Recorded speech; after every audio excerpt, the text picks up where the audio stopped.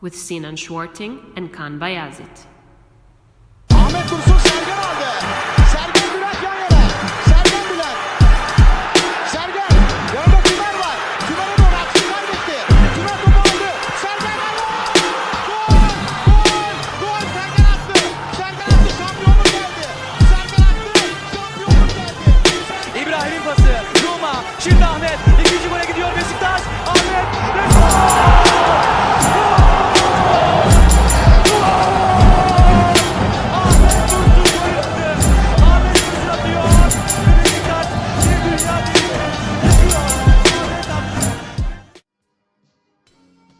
Hello, Black Eagles, and welcome back to the Black Eagles podcast, episode 285. Today we are here to talk about the arrival of Rafa Silva from Benfica on a free transfer. And joining me live right now from New York City is Sinan Schwarting. Yeah, And how's it going, folks? And from Glasgow, Scotland, Kartal. Thanks for joining us again. Absolute pleasure as always, guys.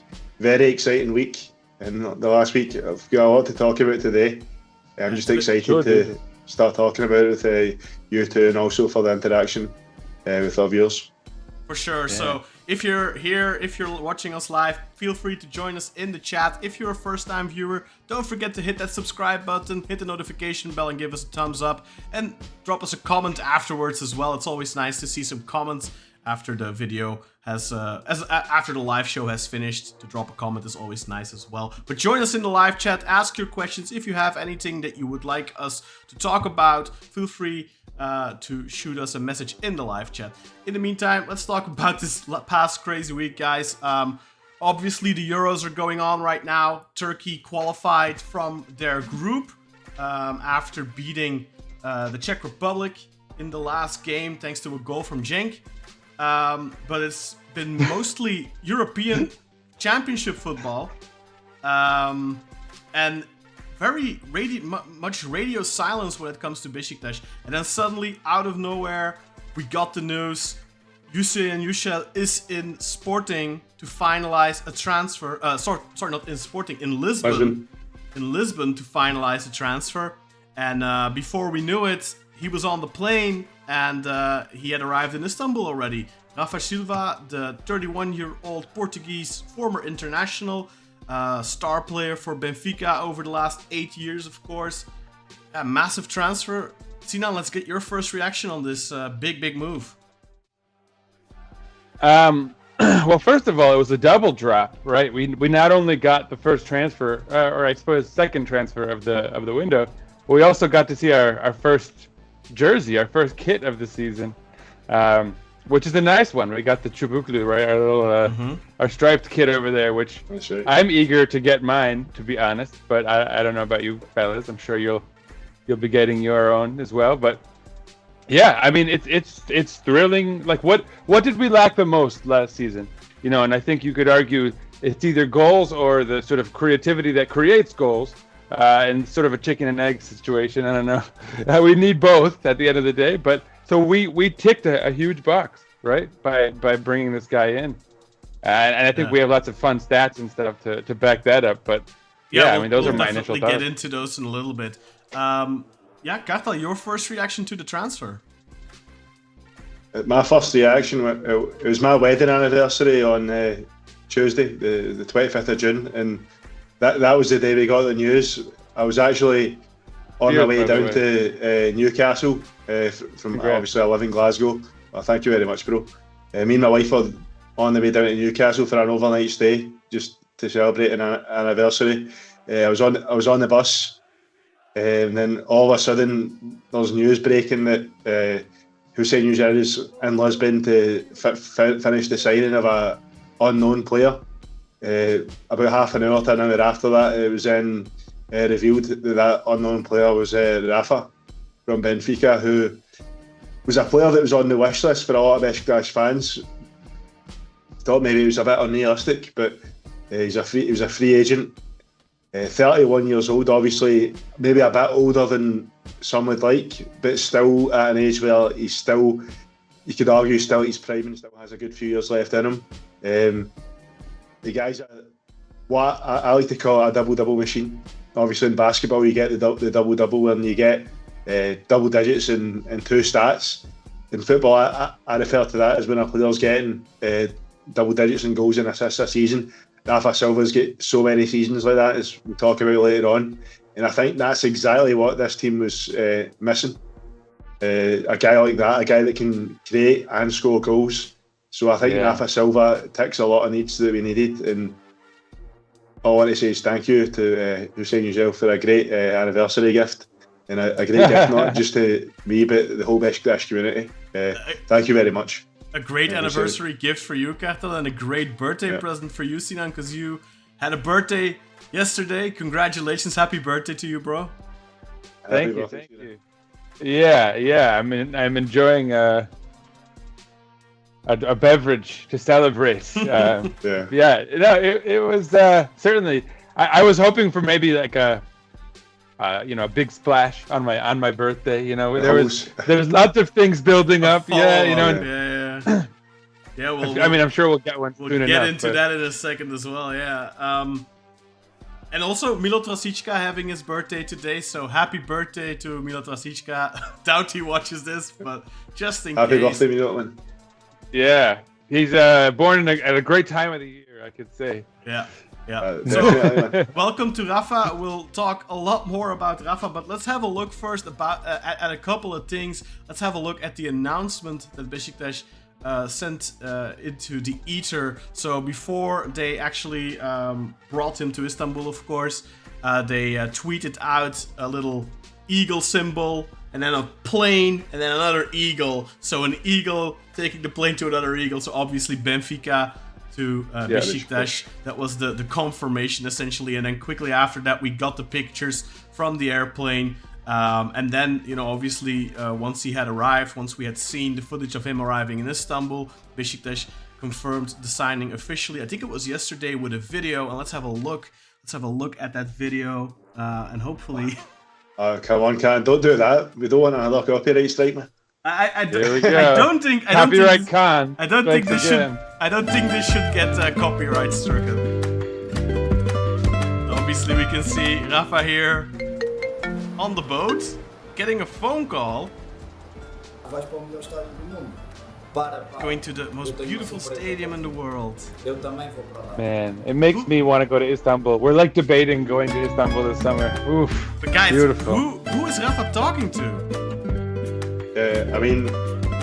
As well, he says, "Oh, you're going to the most beautiful stadium. Oh, I've got a surprise for you.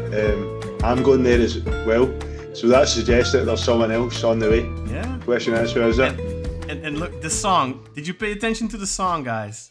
Yeah, it's a song called Argentina. Yeah, exactly. So that's this song. Listen, it's exactly the same song, right? So you can find this on YouTube. It's the exact same can't song. hear it, bro. We're getting copyrights everywhere. Our viewers can hear it. So that's the same song, and as you pointed out, Kartal, it's called Argentina. And Rafa was talking to someone, as we learned from our video, my interview with Ana Luisa yesterday. Just call him Rafa, so you don't have to say Rafa Silva, you just say Rafa. So he was talking to someone, and like Kartal said, you're going to the most beautiful stadium in the world. I have a surprise, I'm going there too. So who is he talking to, right? And then the song, why did they put an Argentinian song under the arrival of a Portuguese player? Is that deliberate? Yeah. And then we saw... Yeah, Kartal, go ahead. Question marks. Yeah, no, it's just question marks, thinking, what could this mean? And obviously a lot of fans have came to the conclusion that it's to allude to the potential transfer of a good friend. Well, we don't know if he's a good friend, but we do know that they were good friends on the pitch. Yeah, they had a great understanding of each other. Yeah. Rafa's teammate from Benfica, Angel, a world star, one of the top players of his generation, Angel Di Maria. And despite then his age, the guy's still playing at the top level, so that is exciting stuff. And we also saw this.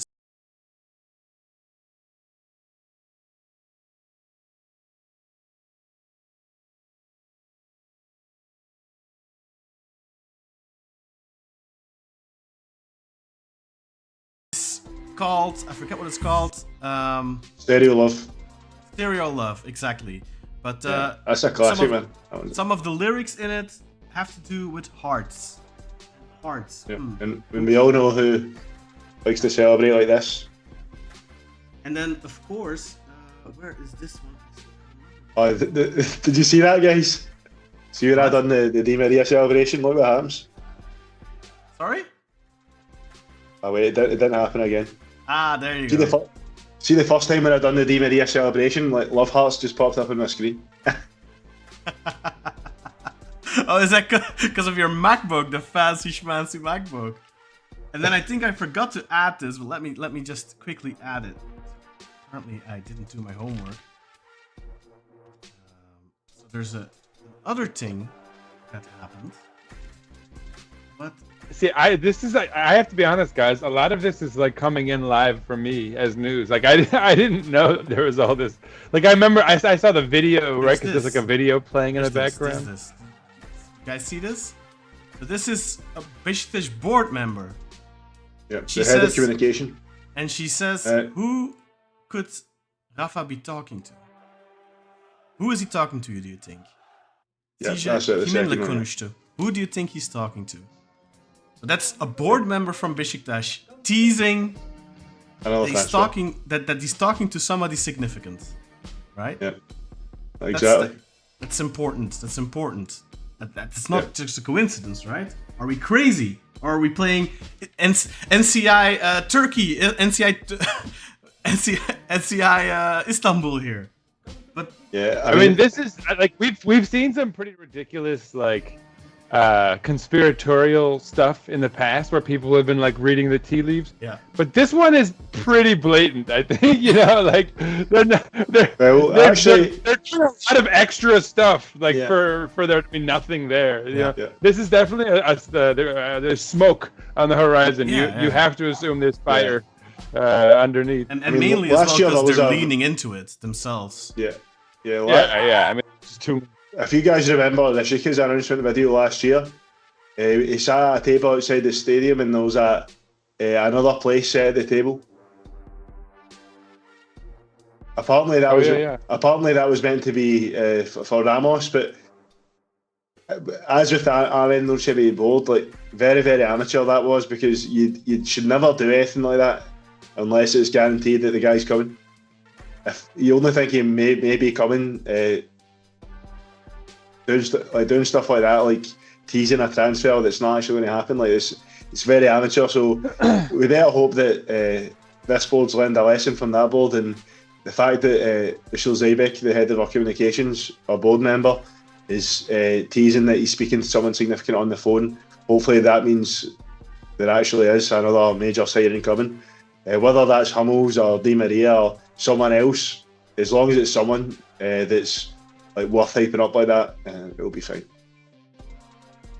Yeah, the latest rumors too, and I think it was Sercan Dikme who just said that he's basically deciding between Beşiktaş and his boyhood club, Rosario Central, which on the one hand you'd think, oh, that's complicating, like obviously he would have some, some ties to his boyhood club and all that. But I saw what Rosario Central was offering, and I don't know if it's supposed to put him at ease, but it's like they're offering him like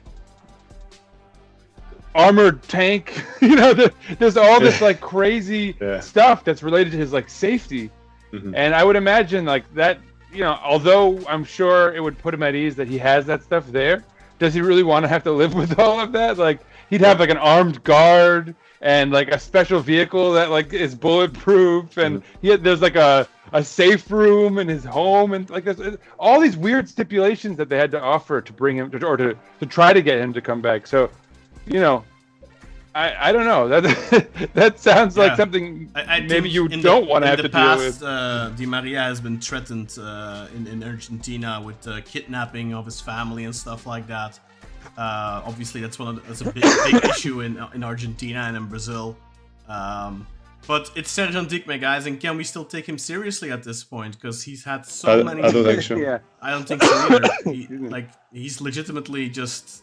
I think, clickbaiting at this point. Like, Yeah. when's the last time anything he said has checked out? Like, I mean, obviously, you know, when the Rafa news broke, he reported it as one of the first. But everyone was reporting it at that point, and everyone knew at that point.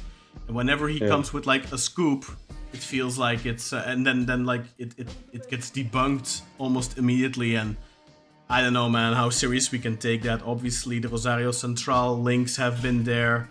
Just feels like a certain Dikme regurgitating news, which is what he does, man. Yeah, that's what he's been doing, exactly. But yeah, strong Di Maria hints, right? We can't deny that. The Argentina song, him. Why would they? They're laying it on really thick. So, and obviously, there have been talks with Di Maria. That is not a secret. Hüseyin Yücel actually mentioned that. You mentioned, live on TV, even, I think. Yeah. And Yay Sabuncuoğlu even said, I think it was today, he said Hüseyin Yücel has accepted the contract and salary that Di Maria wants. There is no problem in that regard. The player is not keen on Turkey. He should say, I'll come, and the next plane will take off for Di Maria. So essentially, it's a case of as soon as he gives the green light, if he agrees to come, it's a done deal because the financials and all that have been agreed already. So. Yeah. The only thing that I don't really lie about that though, bro, is Copa America is on just now. Like you can't just jump on a plane and come to Turkey. No, exactly. I mean, they could go to him and get him to sign a contract there. That's a possibility. I remember back in 2017, we went to Pepe, if you remember. We actually flew out to him, and then he didn't come to Istanbul for a wee bit after that. But yeah, I mean that's possible. But the fact that all the right? No, 2017 Pepe came. He came 2017. It was after we won the league 2 years in a row. In 2017 Pepe came. You're right. Yeah. And then he had the 17-18 Champions League campaign with us, if you remember. Yeah. I remember. Yeah. Yeah, you're right. So that did happen there, but the fact that he'll be on a plane straight away if he says yes, I mean it's not possible. The guy's playing but do you have to take that literally? I think it's more the expression, right? Yeah, expression. I think it's a figure of speech, yeah. But yeah, they are in New Jersey, the Argentinian national team. They just played across the river over there. Maybe you know guys. Yeah, well, I was gonna say maybe I could get Messi to come instead. You know. let's talk about. While we're picking on Argentina. Let's focus on the guy we actually did get. And yeah, obviously a huge signing. Let's have a look at his statistics at Benfica. Have a look at Rafa's career. So I've got a nice little graphic up here on the screen, as you can see, of his last 4 seasons and then a total career overview. And let's have a look at that, guys. Like this past season at Benfica, they didn't win anything. They finished second in the league with 80 points, 10 points behind the eventual champions Sporting. But look at those statistics. In the league, 14 goals, 12 assists. In the Champions League, 2 goals. Yeah. In the Europa League, another 2 goals. In the Taça de Portugal, 4 goals. That's a Portuguese cup, obviously. The Allianz Cup, it's just a friendly tournament, so you don't take that serious. And then the Super Taça, the Super Cup, no goals. But so in total, as you can see, there's 52 games there, but 49 official games. And in 49 official games, 22 goals, 15 assists. That's pretty crazy. Only 5 yellow cards, also worth mentioning. So that's 37 goal contributions and 49 official appearances. Yeah, that is phenomenal. Like, that's have we ever signed a midfielder or winger that's had stats like that? Never. Like just off a campaign like that and coming to Beşiktaş. No, I don't think so. We've all talked for a long time about how Talisca isn't what we need because he doesn't offer the kind of variety, the dynamism that we need in that role. And I think all of us basically have hypothesized that what we need is basically what we're getting in Rafa Silva, right? Which is someone who can do it all. 77 goals and 71 assists that's just in the league in his career in Portugal. That's insane. Or 131 and 97, overall, like in his career. Yeah. That's such well-balanced attack, and I can't speak highly enough of how perfectly he should be like what we need. And I mean, we'll probably have to talk about Mucci, right? Who plays where, We do. I think we do. Let's have a further look at this career, though, guys. Because I mean, look, that's the last season. So obviously, this is like Kartal says, like a career season. I mean, he had a really good 18-19 season as well. I don't have those numbers up here, but you can go to Transfermarkt and check that yourself. But then previous season in the Liga, in the Portuguese league, only 28 games out of a potential 34, 8 goals, 8 assists. And then in the Europa League, another further 10 games, 5 goals, 2 assists.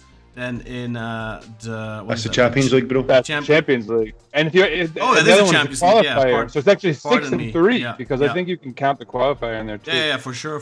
So that's the Champions League. So in 14 Champions League games, including the qualifiers, 6 goals and 3 assists. Then we have another Allianz Cup. That's not very relevant.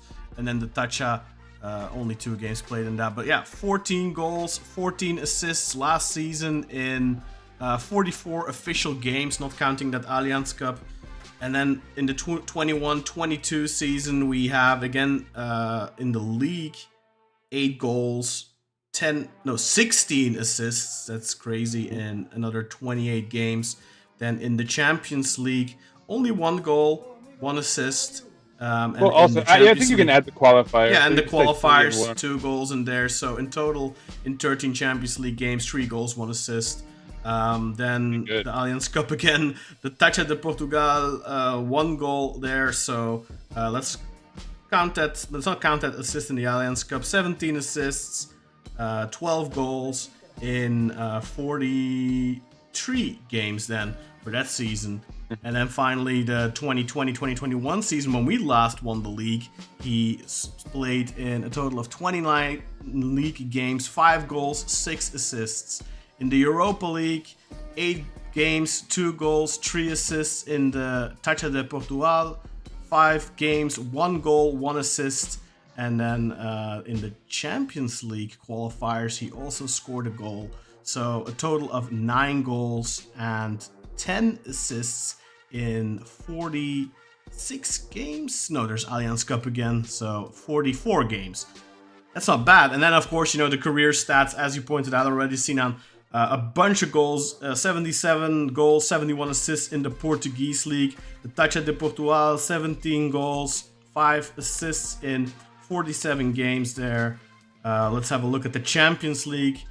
38 Champions League group stage or beyond games, 9 goals, 4 assists. Certainly not a bad stat for a midfielder, or a midfielder. I guess he's more a second striker at Benfica, honestly. In the Europa League, another 8 goals, 7 assists in a total of 33 games. Champions League qualifiers, he's got 4 goals, 1 assist in 10 games. Super Taça, that's the Super Cup. He's got 1 goal, 3 assists in 4 appearances. So that is phenomenal. That's not even taking anything else into account, like friendly matches and international games. So crazy career. He did just turn 31 this May, on the 17th of May. So he just turned 31. So essentially for this coming season, he will be 31 years old until the very end of the season. Guys, 3-year contract, big money, 6 million euros a year.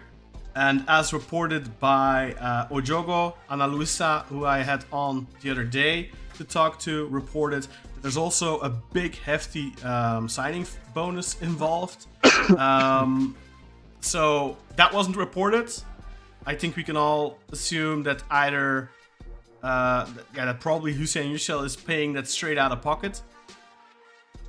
Financially, crazy numbers, but also, career-wise, crazy numbers. He was being linked with Galatasaray, he was being linked with Fenerbahce, and I think this is the type of profile of player that when you see him linked with one of your rivals, it's like Dusan Tadic. It's like you really hope that's not happening, right? Like I hope that's not gonna happen, because if he goes there, that could be a difference maker. And obviously for us, we have an entire puzzle to assemble. For Fenerbahce or Galatasaray, it would be another puzzle piece. For us, we're still building the puzzle completely. They're finishing theirs.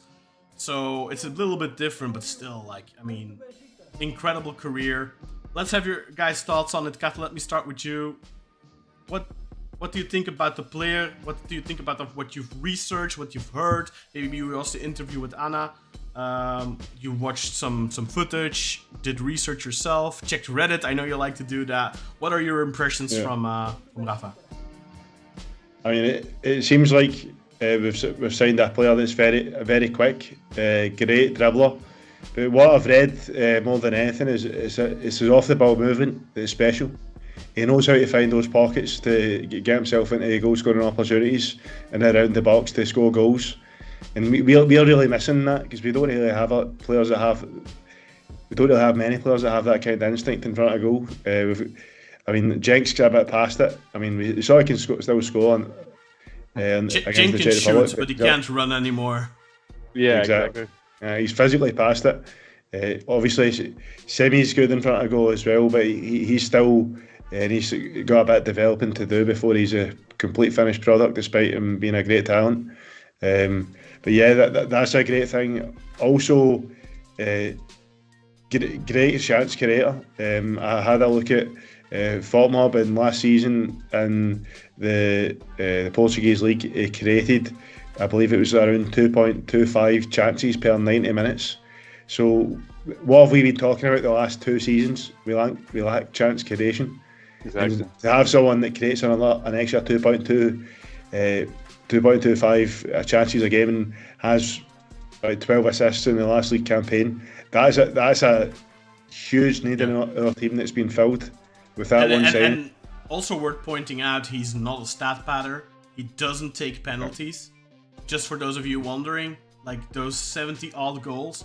In fact, I have an interesting factoid for you. So in his last game for Benfica at the Estádio da Luz, he scored twice and gave an assist. They got 2 penalties and he refused to take both of them. He was offered both of them because they knew this is his last home game for Benfica after 8 years. So his fellow players wanted to give him the ball to take the penalty, and he refused to take both of them. And he still scored twice from open play and gave an assist, obviously. Yeah, that's insane, huh? If you can get those types of numbers. Like, look, it's similar to Dusan Tadic, who has very impressive numbers as well. He takes penalties, though. But he takes penalties, exactly. He takes a bunch of penalties. Like, most of his goals this season for Fenerbahce were penalties. You know, he's a double star as well, but you know, he's taking the penalties for a team that gets nearly 20 penalties. And then for Ajax, he was taking quite a few penalties as well. So it's still different. So you could argue we've got a better player than Tadic, and also a player that's let me think, 5 years younger than Tadic. I don't want to go there. I don't want to be comparing them and saying, oh, one is better than the other, and you know, but I mean, obviously, I mean, we'll see when we see him play for Beşiktaş, but the fact that he doesn't take penalties but still gets those stats, that speaks volumes. Mm-hmm. And compared to a player that gets similar stats but does take penalties, so I mean that's an important factor as well. And also, I think the Portuguese league is a harder league than the Dutch league as well, so that's another factor. But ultimately, we'll properly judge that when we get to see him play for full 90 minutes for Beşiktaş, and then we can start comparing. I think that'll be fair then. I think it's important to, you know, and again, like, we're all kind of approaching this somewhat superficially, right? Like, none of us watches Benfica regularly or week in, week out. I mean, we can do a lot of hindsight stuff, but I mean, clearly, look, his highlights are amazing. But what I think you have to be most heartened by is that he's not at all, like persona non grata, at Benfica. Like everybody speaks positively of him. Everyone is kind of sad to see him go. Clearly he still has enough in the tank that nobody was like, oh, finally we got rid of him, And like, if you think about, we have a number of guys who are in their 30s who like aren't like, think of like Nejip, right? No, nobody wants to see him leave at this point. But if we got an offer for him, we'd be like, oh, okay, it's good to see him go, and you'd have these kind of mixed reviews in terms of how people, a lot of people would be like, oh, we don't really need him. It's good to see him. There's almost none of that with Rafa Silva. So that for me is a great sign. It's a great sign to see how positively people view him as he's leaving, as he's exiting, and I think that's, you don't see that a lot. Even like we spoke about that with Giovanni van Bronckhorst and how we were like surprised to see less, negativity about him and his spell with like Rangers and stuff like that. But like with Rafa Silva, it was almost unanimous, right? Like, of course. I mean, I was talking to my friends, my Scottish friends about, because like when we make a big transfer, obviously I tell them because it's big news, it's cool. They're quite interested as well if it's a big name. And of course, yeah. I was telling my pals, I said this is very unlike any Turkish star signing because although Rafa Silva is maybe not like a household name, he is a star player. He was a star player for Benfica for 8 years. But we are signing this guy at the peak of his powers, just coming off the best year of his career. Like, how many times have you seen a Turkish team sign a guy like this at the peak of his powers? Yeah, I can't really think of anyone. Alex always probably. Yeah.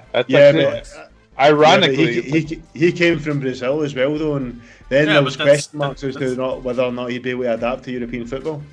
No, I think the main question mark with Alex was because he already spent 2 seasons at Parma, I believe, when he was like 23, 24, and then he went back to Brazil.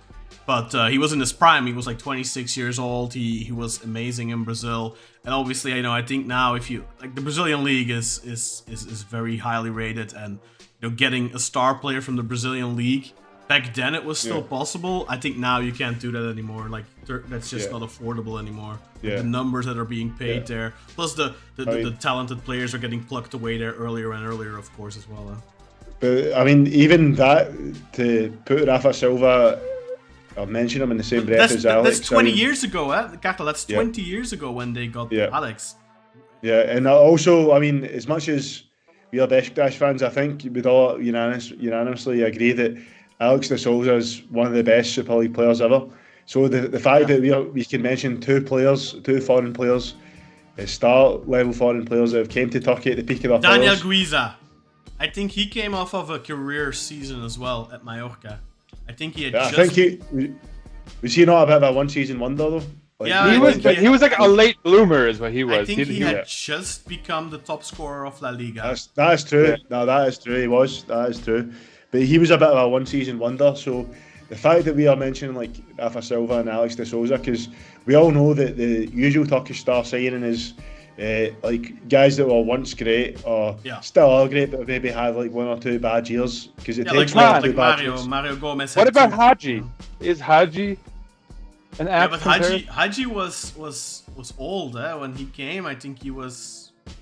Oh, actually, no. He might have actually been roughly the same age when he came. Yeah, that's what I was thinking. I suppose that's a great shout, but again, that was 30 years ago, even almost. Exactly. Exactly. I don't think he came off of a career season at that point. Like the point that Kartal is making now is that this is a guy that's still in his prime and just had the statistically best season of his career, and now is coming to Beşiktaş, which is kind of, obviously, like, look, the reason we are able to get him is because he is past a certain window where Premier League clubs are going to be interested. He's 31 years old. Umer made a good shout. Van Hooydonk. Yeah, that's probably a decent. Yeah, but Van Hooydonk was 34 years old. Let's not forget. Yeah, he was older. He was older. Yeah. And I wouldn't say he had a career season, because I think the career season was the season before when Feyenoord won the UEFA Cup, which I think was 2001, if I'm not mistaken. Then he still had another season at Feyenoord. In fact, I think they knocked Fenerbahce out of the Champions League qualifiers that season, if I'm not mistaken.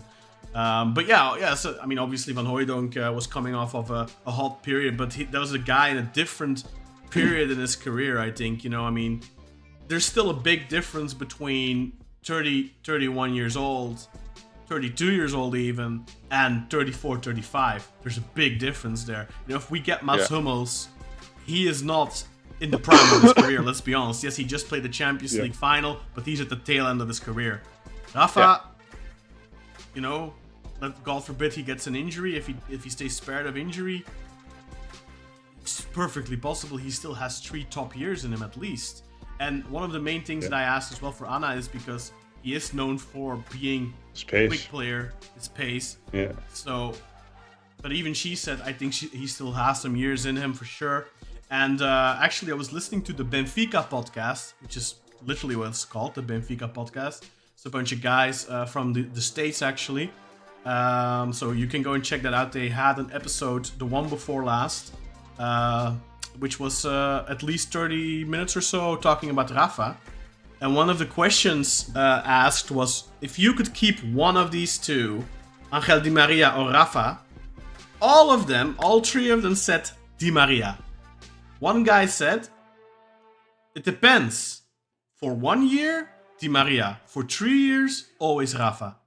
So it's like one of those things, right? I think they still have the faith in him as well, that he still has at least 3 good more years in him. Yeah. With Angel Di Maria...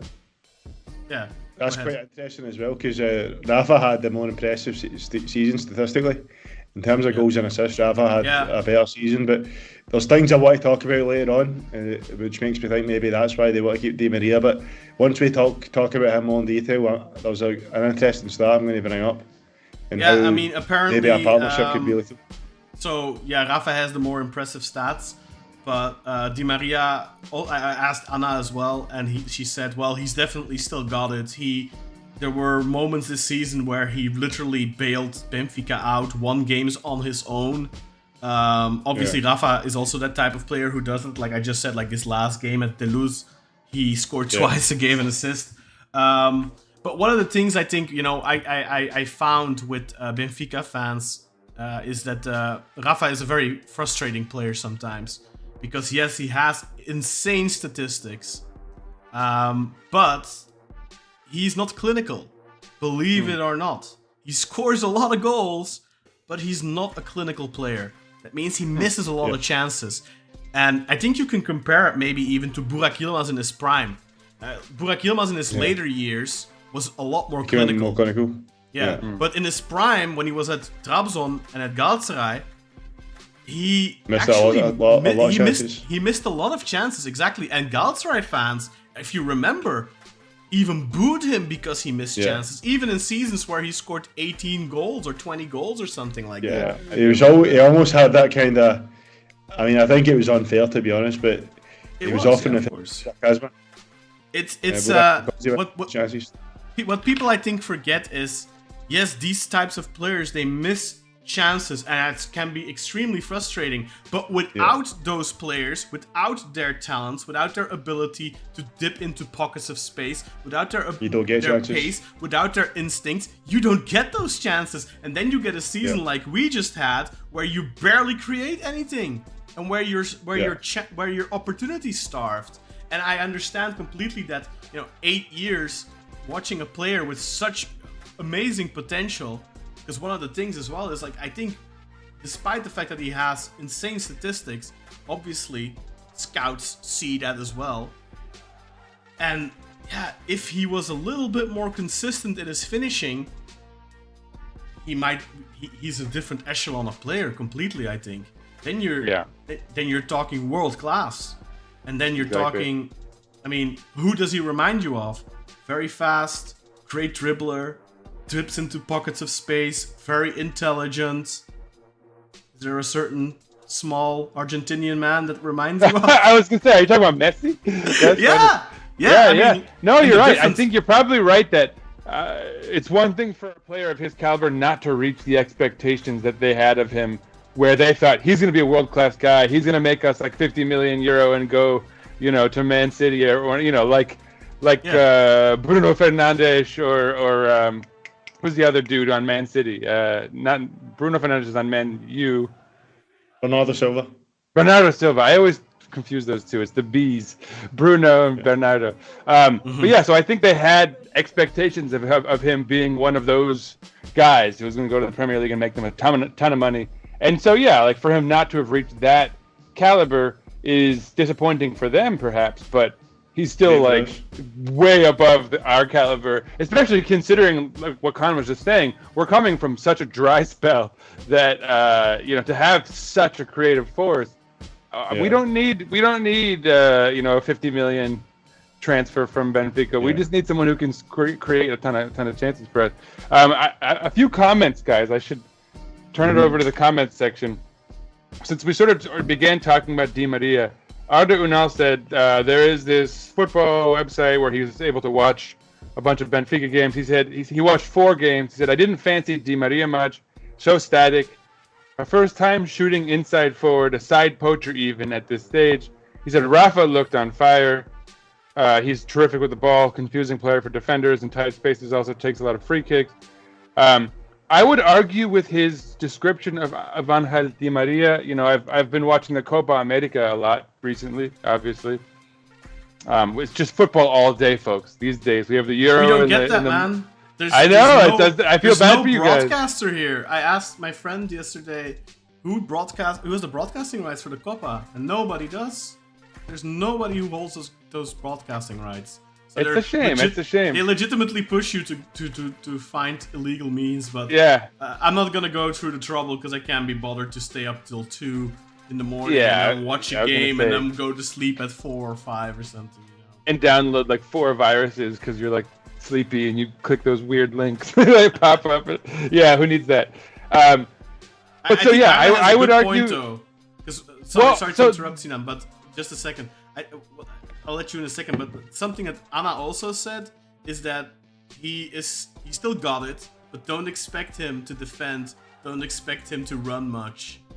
Well, so I was gonna say that in the Copa America, and obviously it's a different context, right? Because he's playing like with Messi, and everyone on that team is like trying to raise their whole level and kind of get their last hurrah, So I think his level of activity is very high at the moment with the national side, but again, right, like the context is different, and you can't imagine he would do that consistently over the course of a full league season.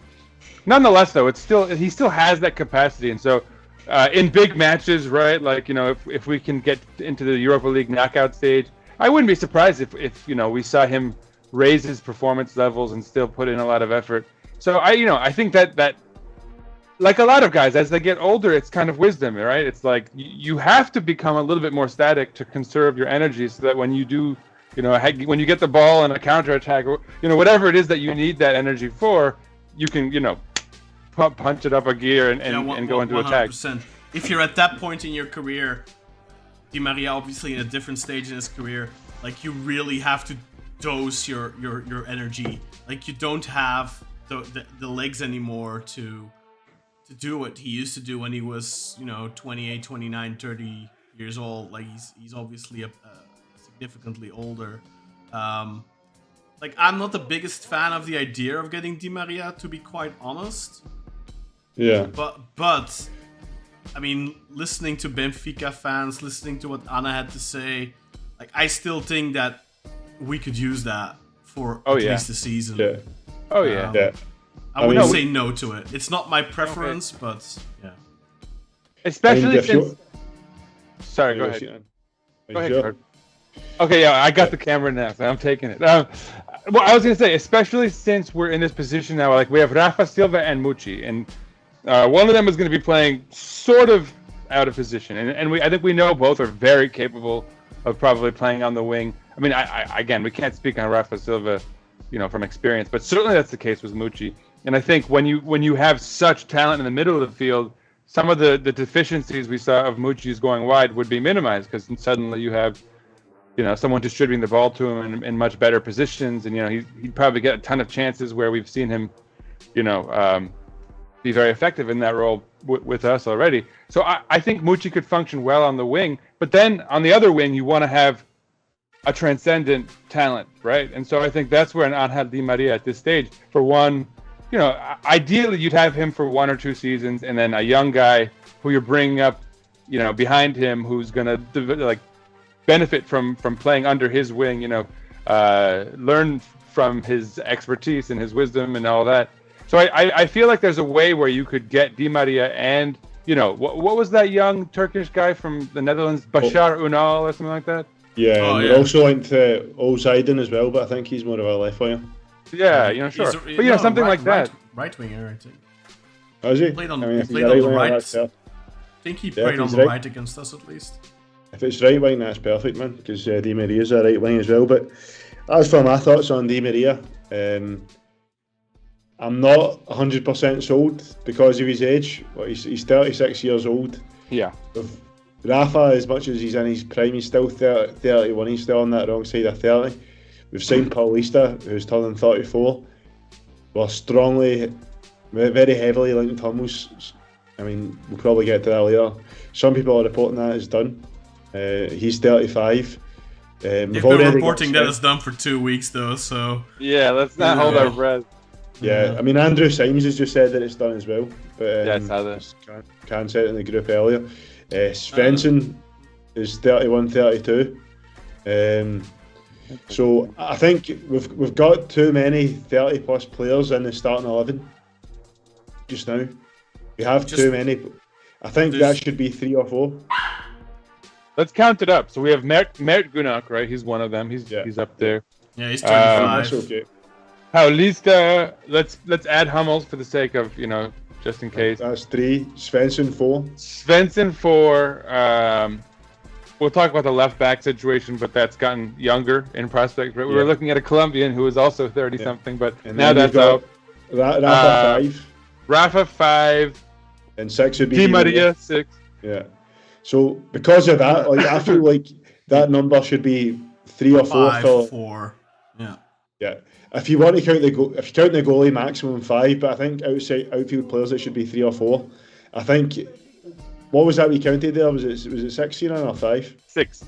Yeah. 6, with Di Maria 6. Yeah, 6. With Di Maria and Hummels, right? Like assuming and counting the goalie as well. So 6 out of 11 is just too much, man. That should be 4, 5 out of each without including the goalie. So I think at that point we're running the risk of, especially later on in games, especially later on in the season, running out of steam, getting outran by teams, which you don't want that to happen. Especially Kaan said that he's a guy that he doesn't track back anymore. He doesn't do anything on defense. That's a big that's a thing we need to be maybe a bit worried about as well. Yeah, it's a red flag. Yeah, it's a concern. That's the word I was looking for. It's a concern. But on the other hand, it's Angel fucking Di Maria, man. I mean, he's one of the best players of his generation, and to the point I was making about Rafa Silva earlier on, how he created just over 2.2 chances per 90 minutes he played in the league.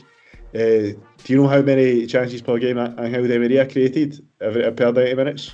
I know because you told me, but I'm not gonna steal your time. Yeah, so both of them were around Rafa was about 2.25, Di Maria was around 3.25.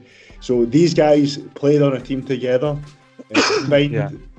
Created 5.5 chances per 90 minutes. Just imagine if we could have those two on the pitch, 5.5 chances created per 90 minutes between two players. Like that's more chances that we created in most games last season, And we're noting,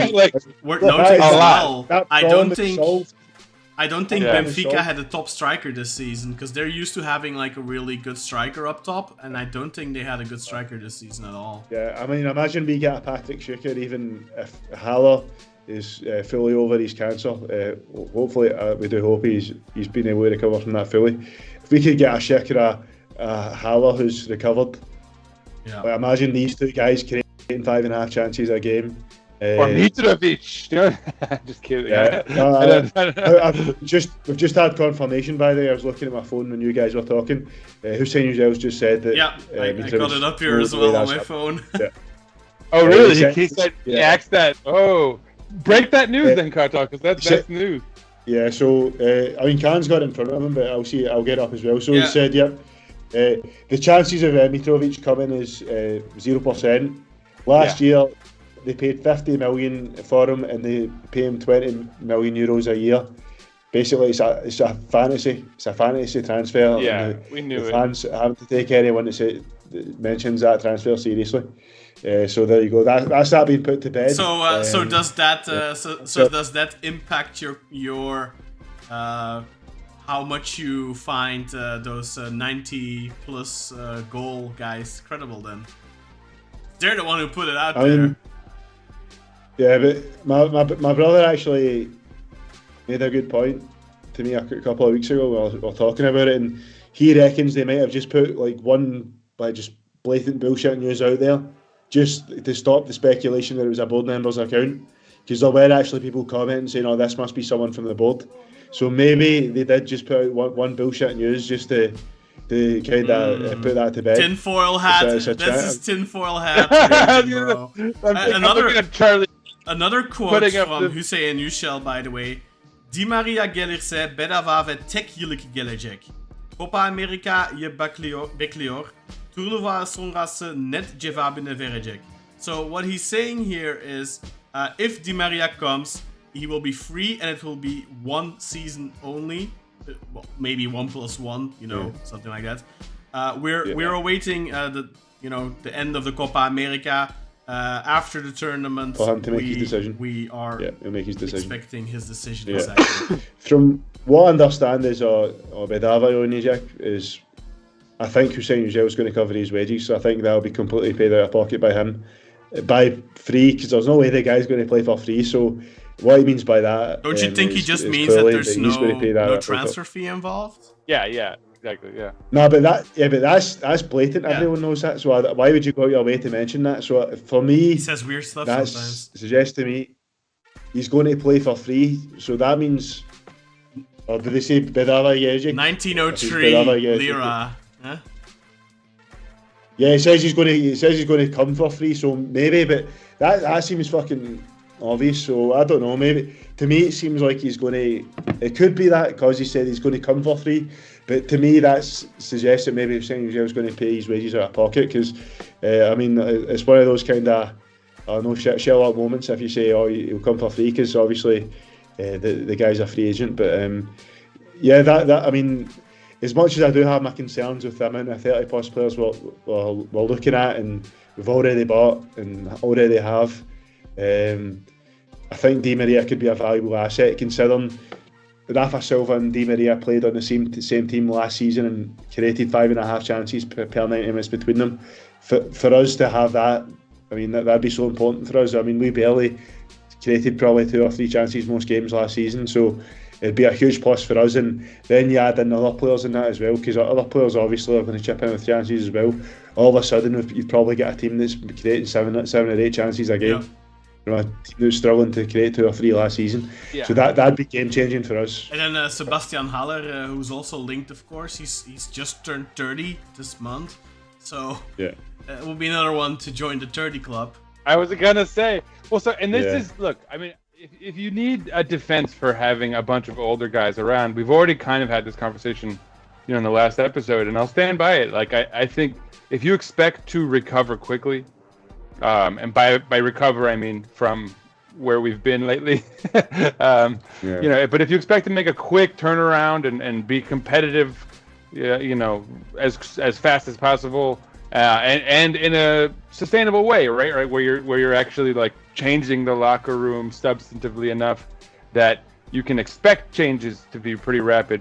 The only way you do that is by bringing in a bunch of experienced guys who have been in a bunch of locker rooms and who can kind of like quickly dead any of the drama and like whatever bullshit it exists in that locker room and kind of get people to focus, and getting in some of these older guys with big names, it focuses a lot of the other guys who are already on the team. Like suddenly they're going to have a lot of incentive to take things more seriously, right? Because it's like, oh, we're playing with freaking Angel Di Maria now, whatever.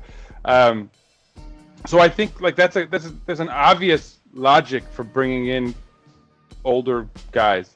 That said, it doesn't make sense to do that and to invest all of that money unless you're also bringing in a bunch of younger guys. And here's where I'm looking at like Groenbeek, you know, we've talked a lot about him, or this younger left back. They have a game they're playing right now, by the way, Salzburg against Bodo Glimt, and he started on the bench, which I find very curious because he's their right? top scorer this season. He scored 8 goals in 12 games for Bodo Glimt so far. So him starting on the bench could be an indication that there's serious talks.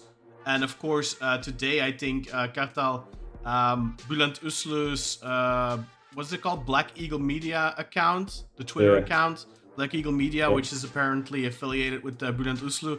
They tweeted that is affiliated with him for sure. And they tweeted out that the deal for Jetson to Zenit is agreed for 17 million. So if Jetson is on the move, that could also indicate a move for Grunbeck. And then, of course, because we have somebody in the comments here, who's it, Belleram, pointing out, they said that we wouldn't bring 30-plus players. First, I don't think that's what they said. I think what they said is that they're not going to just bring 30-plus players. They're going to try and get players that are younger. You know, they're going to try and get younger players to the team. And I think they've done that. You know, they have gotten Mucci, who's 23, and then Musrati. Okay, Musrati isn't young. He's 27, or maybe just turned 28. But he's still in his prime, right? But then also, like Sinan pointed out, you also need experience. And experience is incredibly important. And if you look at our squad from this past season, all the experienced players are players that need to go. Gezal's already gone. Yeah. Abubakar needs to go. Ox, I like him, but let's be honest, probably best if he goes too. Mert probably will stay most likely, but that's also not somebody who I think lifts you to the level that you want to be at. Which other 30-plus players do we have? Svensson is one of the few that I would keep. And other than that, who else is there left from the 30-plus players that we want to keep? Masuaku, I think. Cenk is probably on his way out. Cenk can stay. What about Sally? How old is Sally? Is he 30 now? Is 30. Just turned 30. Yeah, he signed that 2+1 year deal today. We just re-signed him. Yeah. So, goddammit, boys, I have a graphic up. I have a graphic for that. I know. Sorry. Yeah, we're jumping the gun here. We also like. Sorry, just because I don't want to skip over this. Umer Gunal also said Rafa is great, top signing, but who's going to receive his crosses through balls? Cenk, Abubakar. Will we play Semi up top? And so the reason I wanted to bring that up is because we've already started talking about like Haller and Patrick Schick. And who are we forgetting? There's another striker that we've been linked with. Anyone? No, there's Mitrovic, but obviously that's just Mitrovic. Yeah, no, that's obviously debunked. But no. Adem Buksa, right? They're supposedly what's his name? Brad Friedel was interested in him. Supposedly as a backup striker. Yeah, sure. I mean, and we do need 2 strikers, right? Like that list that we've just gone over, they're all. I think Cenk is out. Abu is out. I don't think Cenk is out. Semi, I think we're selling. There's still indications that they might extend with Cenk, but regardless if they do or not, Cenk is always gonna be second choice. He's not gonna be the first choice. I think Cenk should be third choice, to be honest. I was gonna say he might even be third choice after this season, but doesn't matter. But regardless, if he stays, he's not gonna be the first choice. That's for sure. Of course, Veghorst. That's. Thank you, Belleram. Yes, Veghorst is another guy we've been linked to. Why did we? So yes, Veghorst is available for 5 million euros. I think it'd be stupid. It's not worth 5 million for us at this point. I don't think that's. I don't agree with that. You guys want to sell me? I'm on the fence on that. So I'd love to be pay 5 million the judge. For Weghorst? Yeah, 5 million for him. He's 32. Yeah, he's still. He's just had. He's only scored 7 goals last season in the Bundesliga. Yeah, but look at him at the Euros right now. He's hungry as ever. He's in peak physical condition. Guys. Kartal, you did say like we have like Rafa and if we had Angel Di Maria, right? Like someone on the receiving end of 5 chances created per match, I think we could all agree that Weghorst is like he's not that lacking in ability up front, right? Like he's probably good in a solid.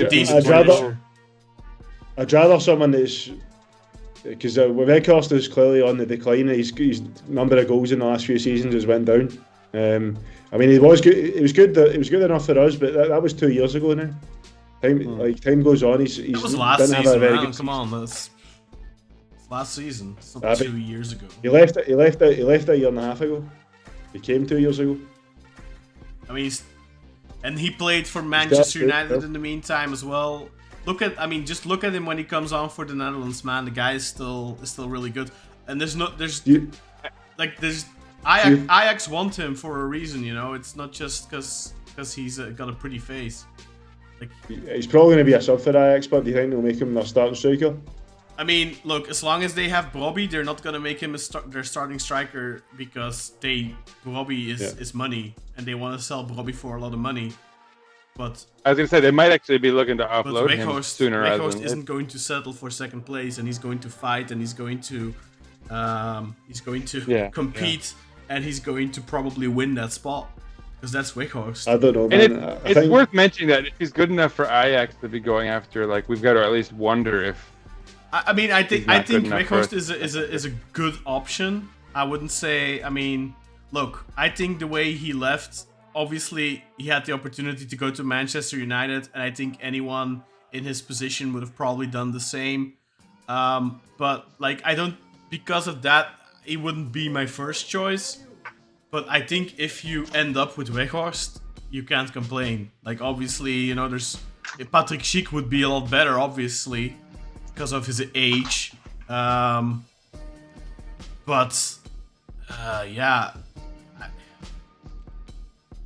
I think he's a good option, man. Like, if you look at the names that are being mentioned right now, I mean, you said, okay, look, he's clearly on the decline.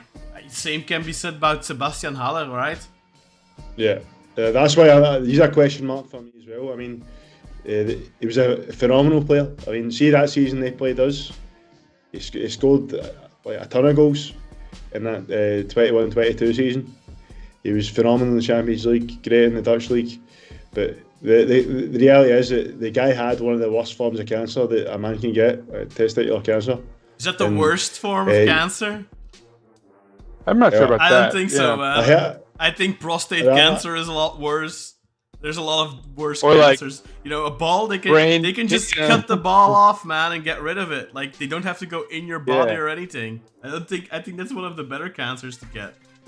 I was going to say that, like, the testicular cancer, the fact that that's what he's recovering from actually gives me some solace, because I feel like it's not that, right? It's not like he had, like, some part of his body removed that's going to impact his ability to play football. And it would actually explain his balance how might be off a little bit. Yeah, maybe. Especially, I don't know. Anyway, but you'd imagine that would explain why there was a bit of a recovery period, and so he could still be actually on the uptick again, right? You know, in recovering. As a risk, like, I feel like he's a question mark because of that. He's a risk.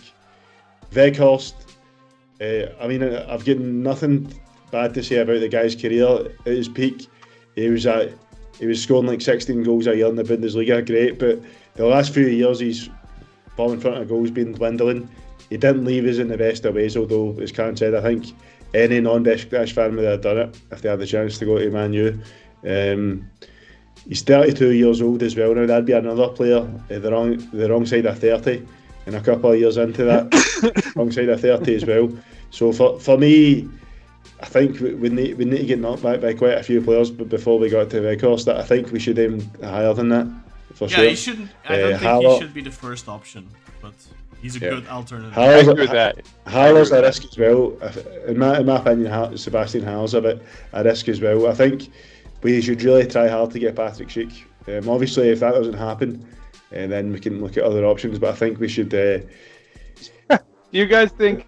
Is there any way that the way that this last match went between Turkey and Czechia, the two new names, do you think that there's any way that would prevent Schick from wanting to come to Turkey? Like that one, that was a pretty testy. That's a Testy, funny choice of words. A pretty testy. No, I'm thinking about Haller. Oh, poor guy. A pretty rough ending for that match. You know, very, very combative, right? Yeah, but So he wasn't. I hope he wasn't that, on the pitch, right? And He was injured. yeah, but he was doing a lot of yelling. He was pretty. yeah, I mean, he no, was pretty obviously serious they wanted about to win that. that game, right? You can't blame him for that. They were Yeah, of down course, to of 10 course. men after just 20 minutes and so it was a tough game for them, and you know they had chance. It seems to happen. Do you guys remember when we played the Czech Republic back in the day? And No. who was that big beefy striker that was like slamming Volkan Demirel? What was his John name? Cole. John Cole. Yes, Jan yeah, Koller, that guy. retired already in 2008. Was he still? No, it there? wasn't Kohler, no. 2008, Kohler was the main man for the 2008. Jan Kohler was the main man. He scored the goals, I'm sure. Are you sure? Wasn't Rosicki the main man at that point? Koller must have been. No, pretty- Jan Kohler was a striker, man. He was old. I but he am was a striker. very well aware who Jan Koller is, but he was very old in 2008, man. Yeah, no, I he thought was- it was him. he was But a- it was some just giant dude Yeah, who was even bigger than Volkan Demirel. Was he? Yeah, Yeah, it's He Jan looked Kohler. like man. he had a bit of It was Jan Kohler. he had- He played that he had game. the ogre aesthetic, and I don't mean old. Jan like- Koller is from 1973, so in 2008 he was. Let's see, he was. Yeah, Kohler scored their goal. Their first goal, Kohler scored in that 35. game. Yeah, okay. Yeah, Kohler scored the first goal in that game. Real quick, Carlito. We'll touch on Giovanni's technical staff soon. We have not hit that one up yet. The group chat is lively, guys. By the way, not the group chat, the live chat. Here's a fun question: Ozzy or Amir? Who's better for Beşiktaş on the bench? I think Ozzy would mean Ozyaku. Amir. I would say Amir is a much better player. I mean, he's not a much better he's not player in Turkish. terms of talent, but you know, obviously Ozzy is Well, at this stage, retired right? essentially. Yeah, No. that's what I mean. At this stage of his career, I mean, I like Amir Hadjimantovic in a lot of ways. Like, you know, I think also he can think, still be like, helpful. You know, if you would have asked me like a couple of weeks ago, would you take Ozzy on a super cheap wage just to be part of the team? I would have probably said okay. But now, you know, if you look at the staff and how it's shaping up, and also the intensity that is probably gonna the training sessions are gonna have, I think it's probably better not to have a guy who's gonna half-ass it in training, right? I mean, Yeah, look, I I mean, don't. I've never been in those training sessions, so I don't know if Ozzy half-assed it, but that's the reputation he has, right? So See, that's another thing maybe to be concerned about the Asian players. What they were looking at, obviously, two of which we've brought. I don't think Nafa will be a problem, to be honest. I think he'll be fine, but like Di Maria, this could be a concern. Like, see the Anton Mekohon, the head of sports science that we've signed, who worked with Ange at Celtic for 2 years, worked at Tottenham for years. That guy's known for very intense.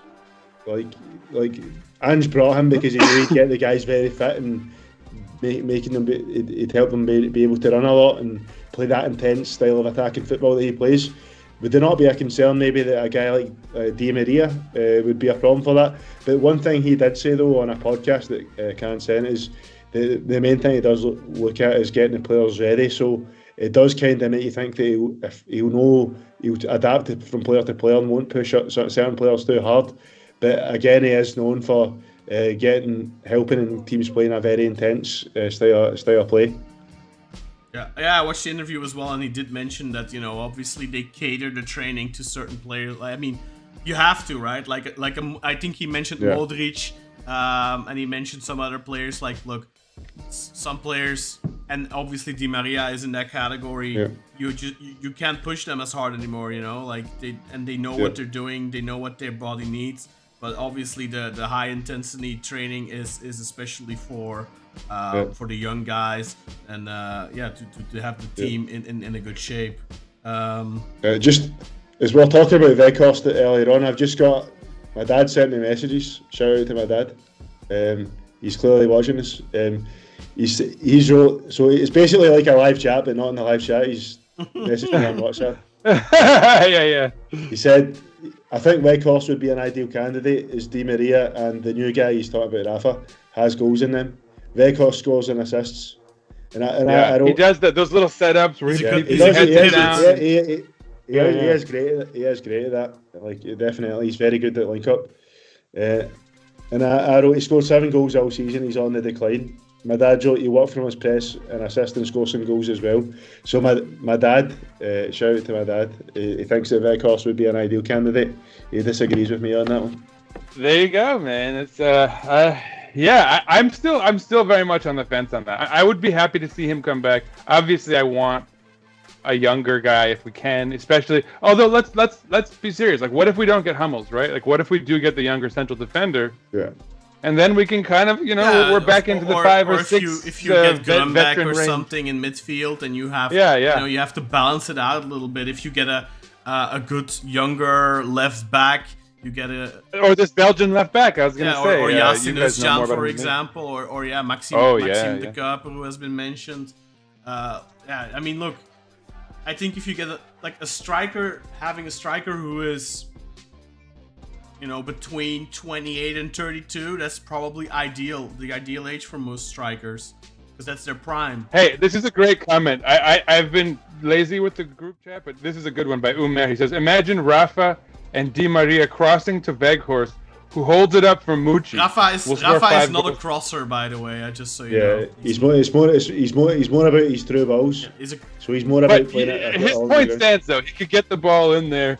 And no, I mean, it's true. And then having Mucci coming up from behind, like Weghorst bringing it down from. I mean, you could imagine us being very prolific offensively. Yeah, and that's probably why Rafa and Di Maria complemented each other so well at Benfica, and they're both able to create such amount of chances per game, because Rafa's more about the through balls, playing it across the ground.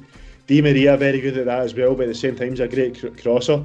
So it gives us extra dimensions to our game where there's several ways we can be dangerous and create chances. Mm-hmm. Yeah, for sure. And that's one of the things we have lacked over the last couple of years. I think we have been too predictable. And that's one of those things that Rafa also brings, is he creates chaos, because he's constantly like you said before, Kartal, he's constantly running and popping in those pockets of space. And Anna also said that. Lose sight of him for a second and he's gone. And he's somewhere you didn't expect him to be. And that doesn't only create space for his teammates, which is also a form of creating chances, because you don't necessarily have to give the pass. But if you pull a couple of defenders away and you create space for your teammates that way so they can get in a better scoring position, that's also a form of creating opportunities. But he doesn't just do that. He also sets up other players, obviously, and he has a lot of versatility with his ability and his running and his ability to score, his ability to give assists, and then we haven't had that. An infiltrator, you could say. And then you have Mucci, if you play him on the left, for example. Like, it's not because he's on the left that he has to play on the left. They can interchange. Rafa can pop onto the left side. Rafa can pop onto the right side. Rafa can pop up in the box. Mucci can do the same. I think we're all a little bit, or most Beşiktaş fans are a little bit afraid of having Mucci on the left, because when he's played on the left for us this half season, he's always been better when he was in the middle. But I think you have... Actually, though, I will say, Serdar Toprak had one of our better performances was when he had Mucci play on the left, but he was coming in centrally. Remember, and Masuaku was sort of roaming free on the flank, the left side. And then on the right side, we had that more traditional... Remember, I was very complimentary of it. I think it was the cup final, actually. Yeah, and Mucci was playing on the left. That's when Getson dove on the left, really, and Mucci came in. They were alternating, yeah, that's true. There was a lot, although it wasn't more on the right. Mucci didn't have the best of games that game, and I'm one of those people that are a bit concerned about having Mucci on the wing. I think, although Rafa, this is a kind of it's a puzzle. You need to think about it. Like, Rafa's best position is behind the striker, so is Mucci's. Rafa's can play the wing, Mucci's also played the wing, but from what, obviously I've not watched Rafa really, I'm just going off of what I've read and what I've seen. I think Rafa probably would be better on the wing than Mucci, but then do you want that huge investment you've made? Do you want to take him out of his best position? Probably not. So I think maybe the best thing for us would maybe be to sell Mucci if there is a good offer, say 18 million. There was big news today. Not big news, but I think it was one of those bigger names, Serjan Dikme or Yayes or something of that nature. But someone said that there's a very good chance we're going to sell both Semi and Ernest Mucci this summer. I think Serjan Dikme said that we may sell both of them, yeah, or one. And then they're definitely staying. Yeah. No, but I mean, I wouldn't hate it. I wouldn't be opposed to Semi going, because first I think if he leaves, he's gonna get a far fairer and better shake for the national team, because clearly they're holding him back, because like it's one of those things. I was watching an interview the other. Who was it with? I think Vitor Bahia.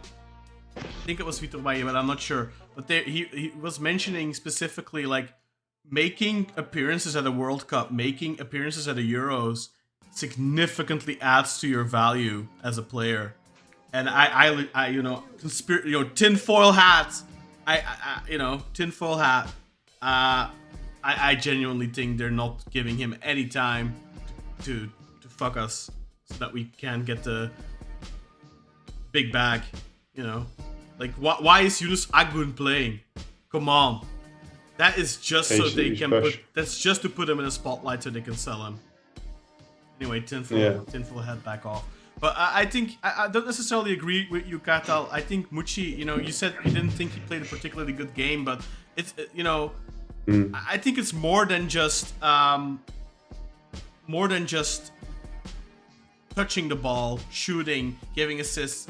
What you need to take into consideration as well, Mucci started out on the left in that cup final, and who was one of the most important players in that game? Jetson Fernandes. Jetson. Yeah. And Jetson got a lot Jetson got a lot of space on the left. And the reason for that, part of the reason for that, is because Mucci tucked inside, and that confused Trabzonspor to an extent where they didn't know what to do. Do we follow him or do we leave him?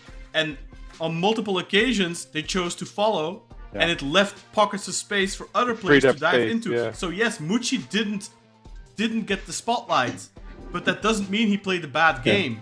He did his tasks, he did what he was asked to do, and it worked brilliantly.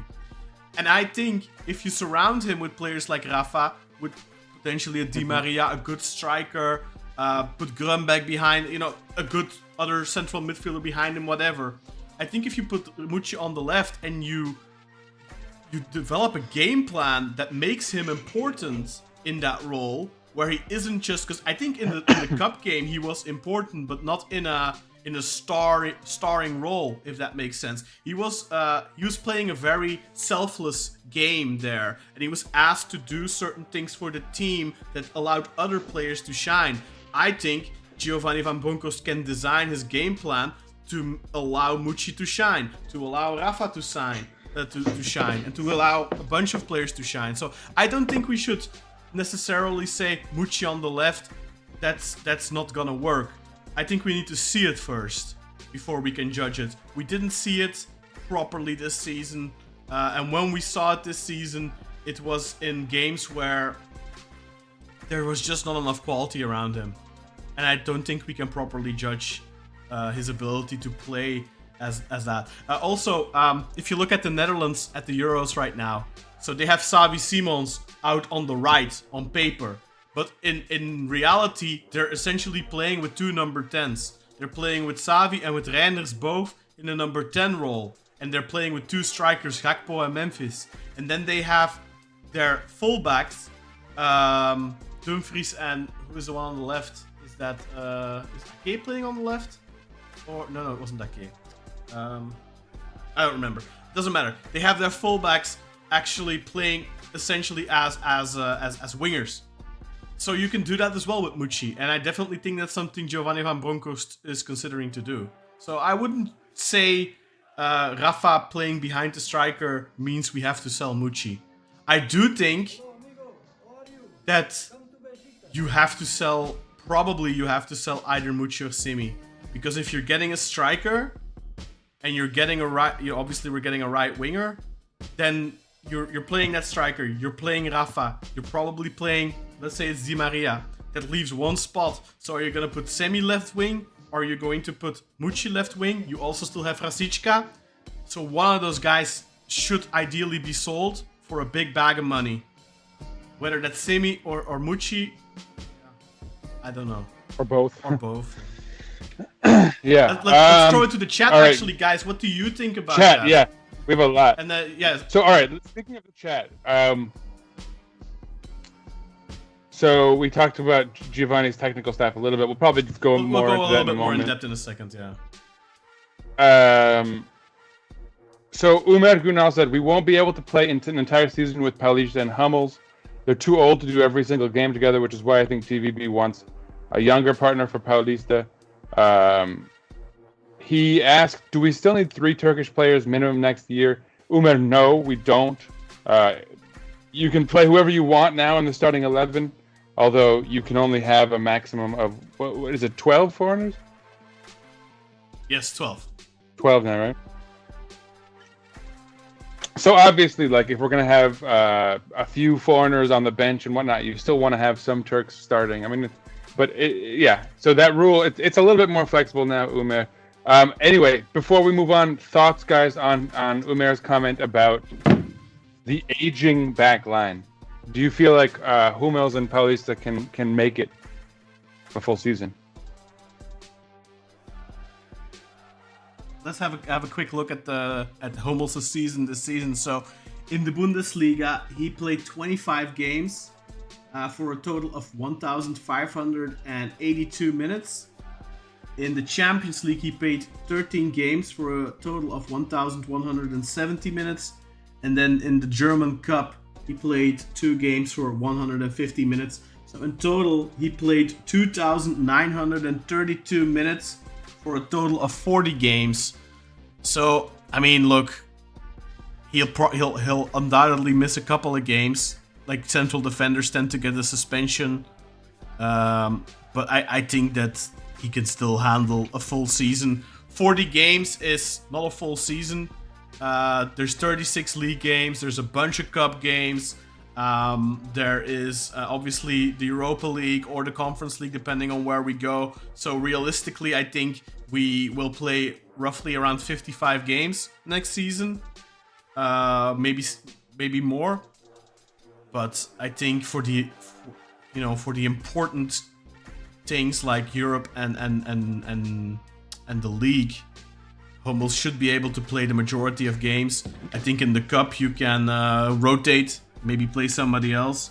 As for Paulista, he played everything for Valencia in the first half of the season, and then he went to Atletico and he played 5 games there and didn't play a very significant role. I think they had an injury and had to bring him in for cover mostly. But let's have a look at the previous season at 22-23.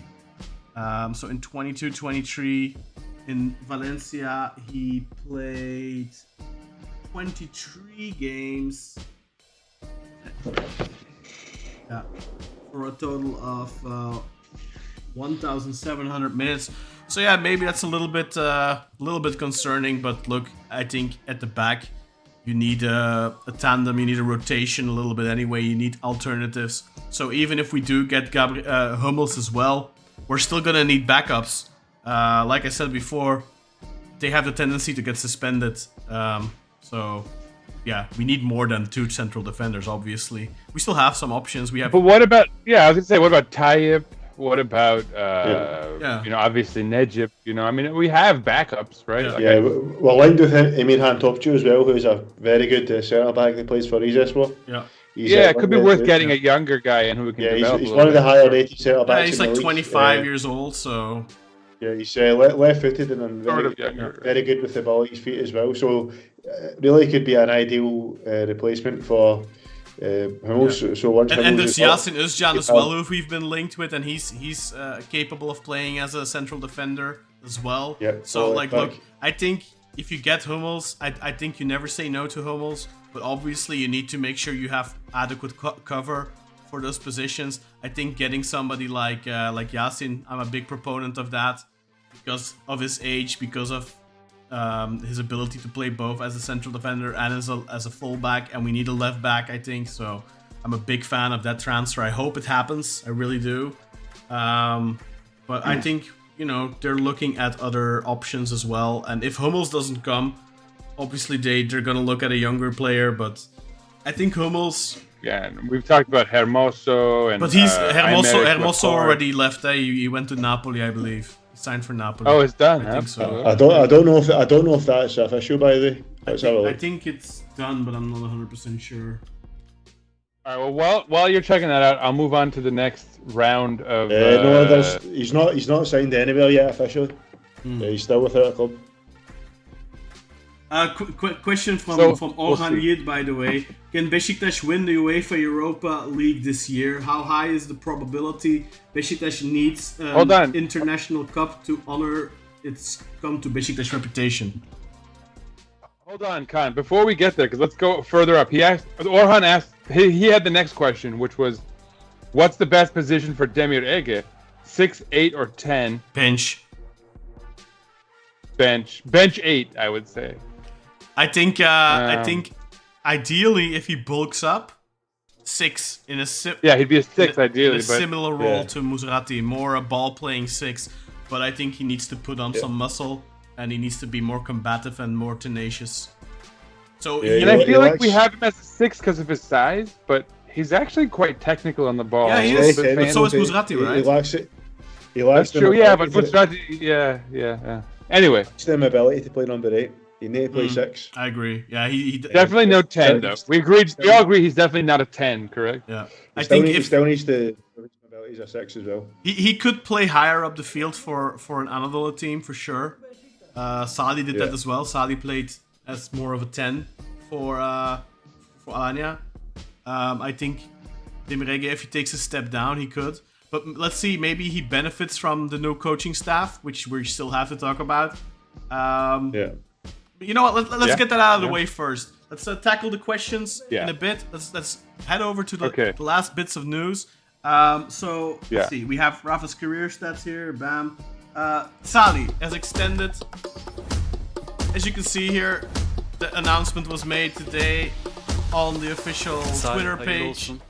Salih extended his contract by 2 years with an additional option for a 3rd year. He's 30 years old right now. So, hayırlı olsun to Salih. What do you guys think of Salih extending his contract, boys? Let's start with you, Kat. I didn't want him to come back until we started getting linked with our previous player in Italy, Emirhan, and then I decided I wanted Salih to come back. I figured it'd be better to have, since we're talking about depth, right? We're talking about someone on the bench. Yeah. We need a Turk. I'd much rather not pay for someone and just like prolong their stay here than give like 5 million to the club that snaked us for a guy who's like wasted a couple of years of his development. So that's my thought. I think Sarri's actually a talented footballer, man. On his day, he's a very, very good player. His problem is his like injury history and his consistency. But I think when you put him in a role as like a rotation player, if he's playing less games, there's not as much of a chance for him to. He gets injured in training. Obviously the injuries are still a concern, but I think when he's playing less, he's when in the minutes we do see him on the park, he's going to be at his best. I think to try and win a place in the starting 11. So, as Sinan said, that rather than like paying money for like an Emirhan Khan, I think there's no harm in extending Sarri for another couple of years, because we all know that he is a decent player, just inconsistent and a bit injury prone as well. And I think him not being a starting 11 player like he's been the last couple of years, but being a rotational player, I think that'll kind of cover up that weakness of his as well. And as I said, when we do see him, we'll see the best of him. Yeah, Emirhan offers a lot of versatility, of course. He can play on the wings, he can play fullback if necessary. So he offers a lot of versatility. He does. And supposedly, Torino only won 2 million for him. Yeah. I mean, $2 million's a good price, but do we really have $2 million to spare with all the other money we're going to have to spend this summer? Because we're going to have to spend a lot of money. Well, we're looking at maybe 10 million for that left back Gio wants that we'll get to later. So yeah, and I'd rather see kids. I'd rather see academy players step up and fill out the deeper aspects of our bench, right? Not an academy player that snaked us. Let's have a look at the staff then, guys. We got 2 new staff members officially announced. There was also the news of Arno Phillips joining the coaching staff as a physiotherapist or conditioner, fitness coach, but nothing official on that. And he also hasn't been added to the staff yet on the official webpage. Neither have these 2, by the way, but Gio is there. So, yeah, I don't know about Arno Phillips. We'll have to wait and see. But these 2 gentlemen have been added. Ruud Hesp, the former goalkeeper of Barcelona. And, of course, he was the goalkeeping coach at SC Heerenveen. I spoke to a good friend of mine, and he says that he is highly considered to be one of the best goalkeeping coaches in the Netherlands. And then you might need to help me with the other name here. Anthony McElhone. McElhone, yeah. So Anthony McElhone. Anthony McElhone. He has worked for Celtic. He's worked for Tottenham as the head of sports science. 10 years for Tottenham. Yeah, he's also worked as an assistant coach for Morton in the Scottish Championship, and also someone a bit closer to Sinan, I believe it's New England Patriots, is that right? New England, yeah. Could be, yeah. The New England Patriots, he worked there as an assistant coach as well. Yeah, to Brad Friedel. Yeah, to Brad Friedel, and that explains the link there. But this guy was seen as a key part of Ange Postecoglou's team for the 2 years Postecoglou was there. He was seen as a key factor that allowed them to play that fast, direct, possession-based, heavy metal attacking football. So these are very promising signs that that Giovanni Van Bronckhorst is maybe looking to evolve that style of play, the horseshoe that he's known to play. Maybe he's wanting to evolve that and play a bit more intense, a bit more direct. The fact that he's bringing in the sports scientist from the man who was part of the team that beat him, from the man that beat him, exactly, in Ange Postecoglou. So that maybe shows I love that he's maybe learned something from his time in Scotland and has evolved. And I mean, for us, I think that's very exciting. For me personally, obviously I'm half Scottish, born and raised in Glasgow. To have a Scottish guy on our team as well. I was even looking at transfer market earlier on, just to see Anton McElhone, Beşiktaş, head of sports science, nationality Scotland. For me, that's really cool.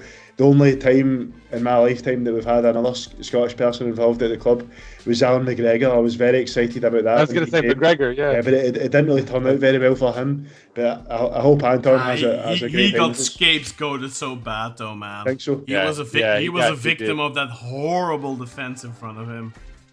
I felt like, he got a bad shake. I felt like I really thought that he was getting way too much criticism. Yeah. No, I want to highlight what Kartal just said, and I feel like, there's the old expression, if you can't beat them, join them, right? And I love the act of humility to recognize, okay, here's a dude who did something that's recognized as being very high quality for a club that beat me, right? And I'm speaking from Giovanni's perspective.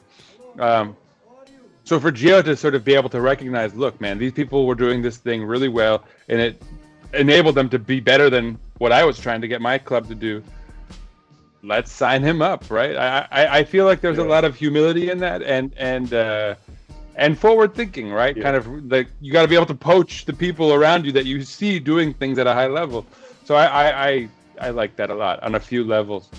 And yeah, I mean, I think we can all agree that as far as professionalism goes, and how we view Hassan Arat and this board.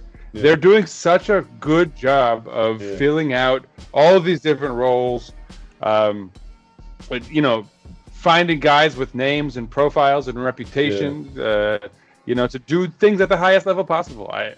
There's a level of professionalism that we're seeing from the club now that I have to say, and this sounds histrionic, and it sounds like I'm, being a little overzealous or whatever it is, but I feel like we might be at a point where we're at our most professional status, right? Like we're doing things at the most professional level that we've ever done them in I think certainly in my time as a fan. I think Ömer pointed something similar like that out the other day in our group chat on WhatsApp. I think it was Ömer, how he has like really gained confidence in Hassan Arat and his leadership just because he has made. Was it Ömer? It might have been somebody else actually. So Ömer, I'm sorry if it wasn't you.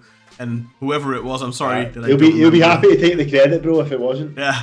So he pointed out, look, I think... Oh, actually, it might have been in one of the comments on YouTube as well. I don't remember where it was.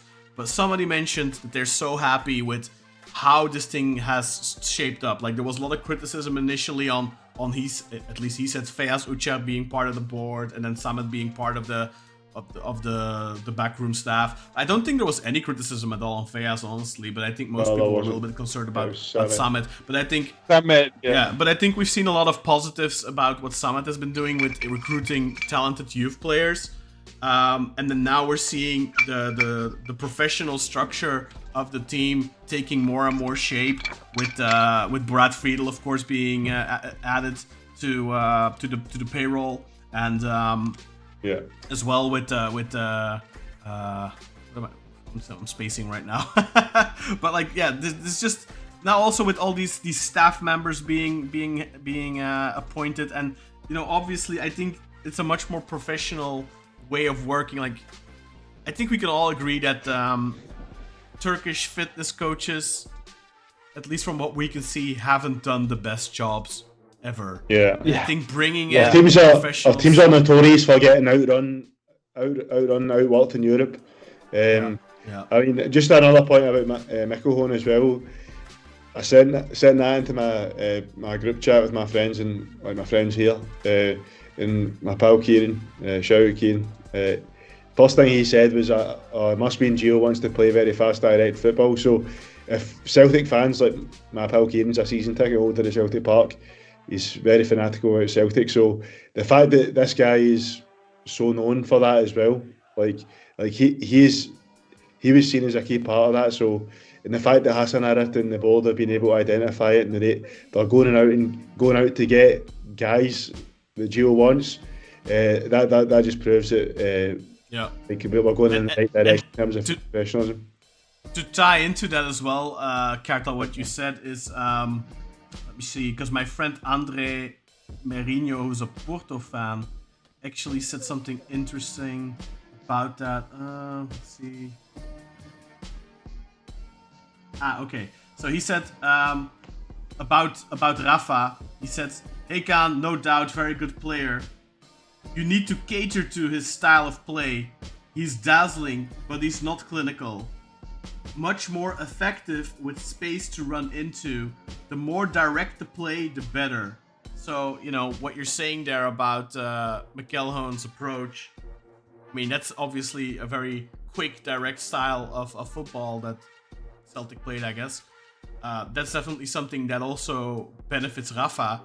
And, It's like a puzzle piece falling into place, if that makes sense. Like, it sounds like they thought about this. Rafa isn't just somebody they brought in because of his statistics, because of his crazy career. He's also somebody that they seemingly want to build around and want to play the style of football that benefits a player like him. And that's why they got him. I think they got him not just because he's a star, but also because of a profile that he fits. If that makes sense. And I mean, it's worth noting that he's not a name that as we see so often. He's not a household name. When we bring in a guy, it's usually a guy who's been brought up in the transfer mill, for a few seasons in a row, and it's like, okay, well, you kind of see it coming. He's not a Jaco, he's not an Icardi for sure, Yeah, he just popped up and we got him, and it's like, oh, okay, I had never heard his name being linked to a rival or anything like that. So, I mean, it does suggest that there was something I wasn't aware of it. I mean, it suggested to me, I guess, because he hadn't been linked with us, that he, there must be something about the way he specifically goes out to play that suits what we're trying to do right now specifically, right? We've got some what are you showing us? breaking news, guys. So it's Uzer Haber, so basically a news unique to this outlet, but I've never actually heard of the outlet before. But they are reporting that Beşiktaş are on the verge of signing a 1+1 year deal with Mats Hummels. So that's breaking news coming out there. How reliable it is. Who's reporting this? It's a source called Sport Depot. I've never heard of them before, but other places are basically like retweeting it and tweeting it themselves. So we don't know how reliable it is, but it's a page I've never heard of before. I mean, Andrew Siemens did tweet earlier today, and basically saying he's done. He doesn't strike me as a bullshitter. Like, he's not somebody that. Yeah. I mean, at least I don't know him very well, but like he seems like a legit guy, like a good dude. Yeah, straight shooter. Exactly. Yeah. So he also tweeted today, like just half an hour before we went live. I think he tweeted Mats Hummels higher low soon. And I think Andrew is at least honest man. Yeah, I don't see him doing it just to get likes and interaction and all that kind of stuff. He's definitely a guy that cares a lot about the club and the club's values. So I don't think Andrew would be a guy to bullshit about Beşiktaş. If he's saying it, he clearly knows something and has heard. But Hüseyin Yücel was giving an interview though, so. He can't be in Germany or anything, so let's still wait and see, obviously. Yeah. But knock on wood, fingers crossed. Let's hope it gets done. Knocking on wood on my desk. Let's move on with our news segment, guys. Before we get to anything else, let's finish. Let's wrap that stuff up first. So let's see. We had that. We talked about that. Let's talk about this. Yeah, so what's this? Oh yeah, that's the transfer list, supposedly. The players that have been transfer listed by Beşiktaş, according to Yas Sabuncuoğlu. He says Beşiktaş have transfer listed Vincent Aboubakar, Jean Onana, Valentin Rosier, Omar Colley, Daniel Amarte, Javi Montero, Arthur Masuaku, Ersin Destanoglu, Oxlade Chamberlain, and Ante Rebic. So those players have been added to the transfer list. Of course, we also saw the news earlier this week that Beşiktaş joined a transfer platform. Transfer Talk was it? No, transfer Network or something like that. Transfer something like that. Like it's, I bad preparation. I do apologize. Somebody looked that up. But anyway, we joined the platform. This is apparently an online sort of platform, but they also organize congresses and stuff like that. You can go to their website actually and check that out. They held a congress or whatever you want to call that recently in the United States. And I believe they're holding one in Turkey or in Madrid soon or something like that. And apparently it's a place where lots of club officials who are member of that platform can come, and a lot of agents, reputable agents who are also members of that platform, they come there, they meet. It's basically a sort of LinkedIn, but then for transfers in football, and yeah, something like that. So maybe I think it was Mario who likened it to speed dating for transfers, which I thought was pretty clever. Because I mean, it sounds like you have a bunch of clubs coming together, and they hand out a list of all the guys we're trying to get rid of with like their and they ascribe like a certain transfer value to each of them. And so let's do it. Yeah, Why they had like an XG, but then for transfer value, so it was a XTV. They have like a sort of expected transfer value. Data related. Let's see. I think that's it for the news segments. Those guys have been transfer listed. Oh, well, obviously we can still talk about this, of course. So we have been linked over recent weeks with Johan Mojica, I believe his name is, the Colombian left back. He played this past season for Osasuna and played for Villarreal in the past as well. He's 31 years old, and we've been linked with him. And supposedly, I think according to 90 Plus Goal that tweeted this, I believe. I don't have the tweet up. but they tweeted that we have an agreement in place with that player. However, Beşiktaş are holding off on finalizing the deal because Giovanni van Bronckhorst has identified a player in the Belgian league that he is more keen on. And then this news came out earlier in the day, and then a little bit later, Ertan Süzgün, who does Orta Çizgi nowadays with Murat Özen, came out with the news that Beşiktaş are interested in Maxime de Kuiper from Club Brugge. He's also at the Euros right now, hasn't appeared yet, but he's a left back. I believe he has about 10 assists or so this season and 3 goals or something. Sorry, my dog is barking. So yeah, Maxime de Kuiper, we've been linked with him. He's 25 years old. I think he will be a little bit pricey for Beşiktaş, unfortunately. But that's an interesting profile. And again, one of those players, you know, if you can get I think with the playstyle that we're probably going to be playing, a good energetic left back and a good energetic right back is a good thing. However, if you get Di Maria, I think having somebody like Svensson, who's really good at defending, and is a good passer as well, but I think Svensson actually would partner really well with someone like Di Maria, because he can make up for the lack of defensive work maybe from Di Maria. But then on the left side, I really do think that we need somebody extremely energetic, somebody who's constantly looking for the overlap, somebody who's constantly going up and down that left-hand side. So then I think a younger player is probably better. Although I did ask about Mojica to some journalist friends of mine who are following the Copa America closely. And I asked, hey guys, can you tell me a little bit about him? And they said, well, actually he played for Colombia yesterday against, did they play? They won the game 2-0 or 2-1, I don't remember. They won big, yeah. Panama or something? Was it Panama? No, Panama beat the U.S. Oh, right. I can't remember. It doesn't matter. It doesn't matter. Yeah. Anyway, they said, well, actually, he was one of their main offensive outlets, and he was really good, really energetic. He's been good. I watched that. Yeah. So I mean, obviously, he's 31 years old, but he does have the qualities that we are probably looking for in a left back. But I would prefer somebody younger, especially. I mean, you know, I think if you're going to go for, but you know, whatever, it doesn't matter. But I think somebody pointed it out as well earlier in the chat that, look, if you're gonna go for Paraguay, they beat Paraguay 2-1. Right. If you're gonna go for that many 30-plus-year-old players, then you're basically setting yourself up for having to rebuild again next year or the year after, like Fenerbahce are in a situation. Mario said that in the chat as well. Yeah, you know, not just about that attack. Yeah. Sorry. No long-term sustainability there, as Mario said about within 1 or 2 years you're going to have to rebuild the full team. But I think just as important as that is the point I made earlier about the team running out of steam. The more older guys you get, we all know as you get older, your stamina tends to go down. Like you run the risk of getting outrun by teams, as if you've got more older legs, like long deeper into games. You run the chance to run out of steam in the second half of the season. So these are things we want to avoid. So I think the left back position, we definitely need to get a younger player. I think if Di Maria comes, I've said that he's a question mark, although I think the chance creation and the attacking flair brilliant. I think it could work brilliantly with Rafa Silva, solve almost all of our offensive problems. But the fact that he doesn't defend at all is a question mark there. The fact that he doesn't run much.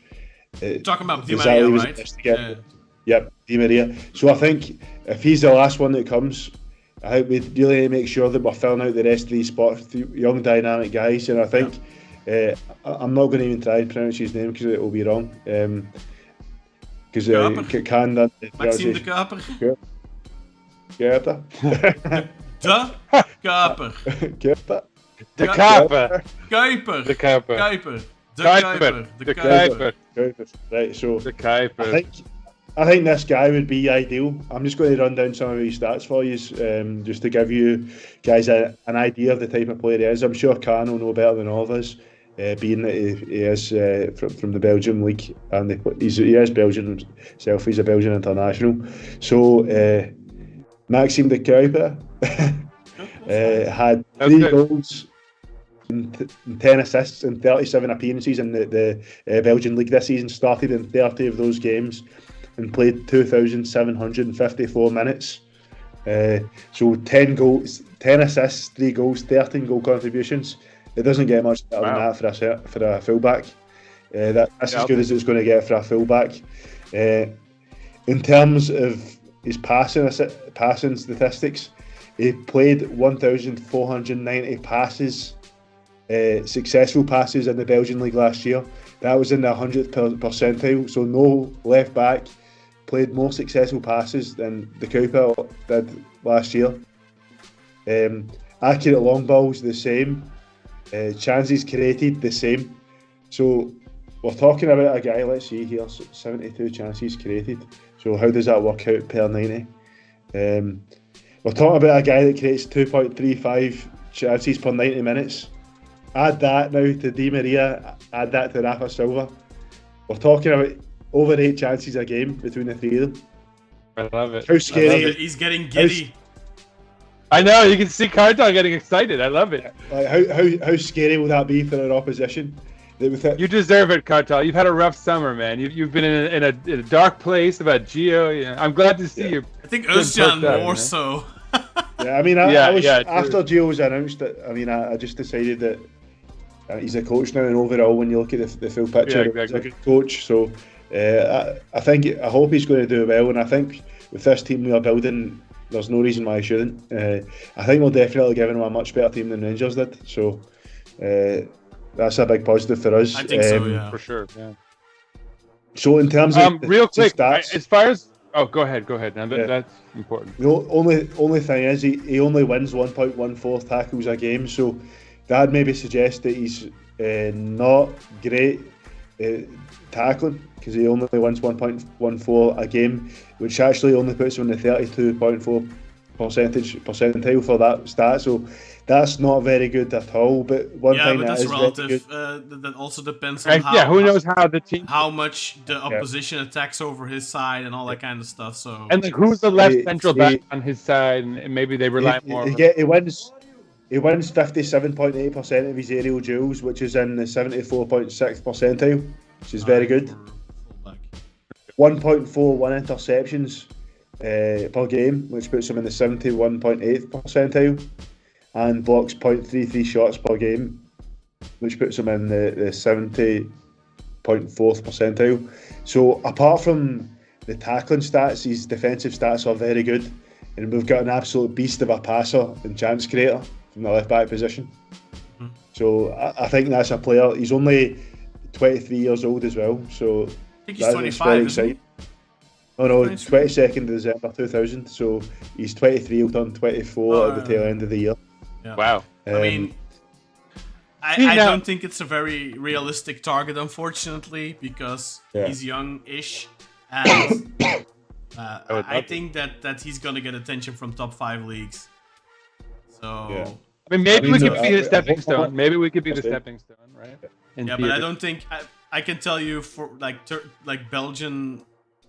Like in Belgium, they don't look at Turkey as a stepping stone. Yeah, I would. I think the chances of it happening are slim to none. Like slim to none. Below 5%. Well, I don't think it's a matter of money. I think it's a matter of ambition, and I don't think he's gonna want to come to Turkey. Yeah, we'll see about that. I mean, look, the one thing I'll say about why I do think Di Maria will come, and it's not just, Serjan Dikme saying he's probably coming, and he's choosing between us and Rosario Central. Apparently now, from the Argentinian press, and this is from Radio Continental, which, again, I don't know the veracity of any Argentinian press package, but basically what they're saying is that Rosario Central has offered Di Maria an operations team supported by federal police and special operations troops, an armored vehicle, special protection from land and air, which is freaking crazy. The house he will live in will be under special surveillance. He'll have plainclothes police protection in stadium and training sessions. Now look, I have no doubt that going home will hold a lot of sentimental value, and everyone dreams of having that chance at some stage in their career. But if you need special protection from land and air to go do it. I mean, honestly, like, why? Why would you do that? You could play in Europe. You can play in the Europa League with, good talents, and still be developing a career in some way, versus, sequestering yourself into this like super protected status. I'm just gonna bet that Beşiktaş has a pretty good chance of getting him relative to Rosario Central or whatever they're called. I think the only way that he, I mean, I don't think I doubt he'll go back to Argentina because of the issues that he has there. I think Inter Miami are the biggest competition, and if they press for him, they will get him 100%. I mean, his buddy is there, Leo Messi. If they are serious and they have the money obviously they have the money, but like if they offer him the money, then I think. But yeah, look, the deal was supposed to be done a couple of weeks ago and it didn't happen, so there must be a hiccup. I don't think Miami's. I'm guessing they can't get rid of one of their, because there's that weird designated DP player thing. Yeah, I'm guessing they couldn't get rid of one of their other ones because they have, like, what is it, Jordi Alba, and or maybe they don't have the discovery rights. Yeah, exactly. All right. They didn't discover the 30-something-year-old. Yeah. Whatever it is, though, I feel pretty good about the idea that if we really want Angel Di Maria, he will be a Beşiktaş player. Let's move on, guys. There's a couple of more tidbits and news I have. So yeah, the new home shirt, as you can see on the right here of my face. Yeah, you saw it. You undoubtedly seen it. The new home shirt is up for sale. You can order it online already, but it's sold out. Online, it's sold out. Yesterday, I think, Kartal, you checked and only the extra smalls were left, but everything else was sold out. Yeah. I don't know if they've restocked it. I don't know how the supplies are in stores, but it looks like they're selling like hotcakes. 3,000 Turkish lira for a shirt. That is 85 euros. And I can tell you, I've been buying shirts for a long time. For the past 20 years or so, a Beşiktaş shirt has put you back between 35 and 45 euros. It fluctuates a little bit, but that's usually what it is. It's always been around that 40 euro mark. So they have doubled the price, not just for people in Turkey, but also for us, diaspora Turks. Like the shirts are extremely expensive. What do you guys think about these prices?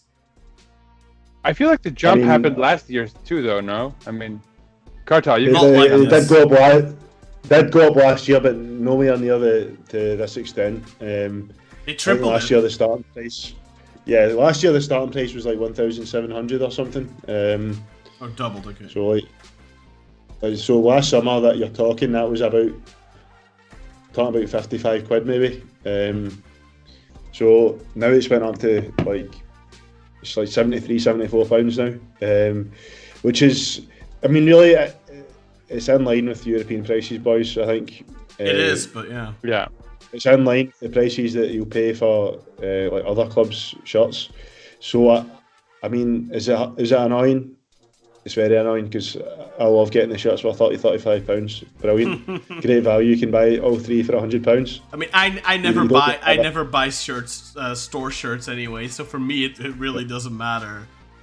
But me and Sinan always buy the shirts from the store. So like getting all three shirts for £100, man, great value, like unmatched. But I mean, now it's got to the point where it's like, should I buy all three £75? For one, it's quite a lot of money. So I think I might even just buy one or two this year, to be honest, because I do have like other more important things to be spending money on. Currently in the market for looking at like a house and stuff like that. So I've got other things that I need to spend my money on. So I don't think I'll be able to buy all three this year, but I definitely buy one or two. It's annoying about the price. I mean, for us, it's fine. We can afford that money. We can all afford it. But I feel bad for our brothers and sisters in Turkey. For sure. 3,000 lira is a lot of money for them. I mean, if most people in Turkey earn around the minimum wage, which is like 17,000 lira. So like you're talking about like that's just like just a bit less than like 1/6 of their fucking monthly wage, which is crazy. I've been buying like Could you 10 imagine it? jerseys every year. You know, I haven't talked about this live in our video format, but I have this huge propaganda campaign, you know, where I've been handing it out. And especially now, I don't know if you guys heard this in the group chat, but like there's this kid locally who's like really good at football apparently, and like he's like there's like a French football federation team that like is scouting him locally and whatever, and like our friend Evron is helping him get a look at NYCFC. But so I was like, all right, I need to get him a Beşiktaş shirt this year, just in case. You know, you gotta plant those seeds early. Take the picture, so like when he plays for Beşiktaş in 20 years, you can be like, oh, he was a He's a Beşiktaş fan. fan as a kid. The fan, if you see him in the shirt, exactly. No, but so yeah, my propaganda campaign might need to be curtailed this year. I don't think I'm gonna drop like $2,000 on kids. That said, I'll definitely be buying my 3 for sure. I mean, it's usually my what daughter is gonna, I definitely dropped or that. 4 maybe, right, with the green one. I probably dropped that type of money, but you know, I'd prefer to get match jerseys and stuff like that if I'm paying that type of money, exactly. honestly. Yeah, I mean, obviously the match jerseys are a better collector's piece and Yeah, that's a whole other. phenomenal conversation starter. But really, the club don't make any money off of them. So, like, although that it's cool for your collection, but to properly benefit the club and help fund these. I buy transfers the that they can- gear. I buy the gear. Like if you want to look, I'm wearing Beşiktaş trainer short pants right now, and I actually just bought the 2 of those Adidas original jackets. They're still in Turkey, so I'll wear it? them after. Nice. this. All right. I found them. Yeah, I found fair. them, and that's fair. Obviously, I buy the training stuff from Kartal. To be honest, I can remember you did have me place an order for 4 polo shirts. So I know you do. You do contribute your fair share, or more than your fair plenty of money. I drop plenty of money in that bucket, but then for my collection, I need player shirts, man. Like I have a sweatshirt I don't know here. if you- It's a Don't know beautiful if you coat, saw. man. Don't know if you saw my tweet. I got a really nice Conference League shirt from Simi. You showed us on the last episode. You showed it here. Yeah. Maybe that could be a great video idea. You could maybe do a video of your shirt collection just for the channel. Yeah, maybe. I have to move it all into the new house, and I need to get like proper infrastructure for it, man. Like I need to get like a Hall of Fame most room. of my shirts. Most of my shirts are in boxes right now at my mom's house. So and like the Simi shirt is still in Turkey. Like obviously I buy it, but then it's like my dad has to bring it with him this summer when he comes back. He's actually leaving Sunday or Monday. So There you go. I got a really big bag of shirts that he has to bring back for me.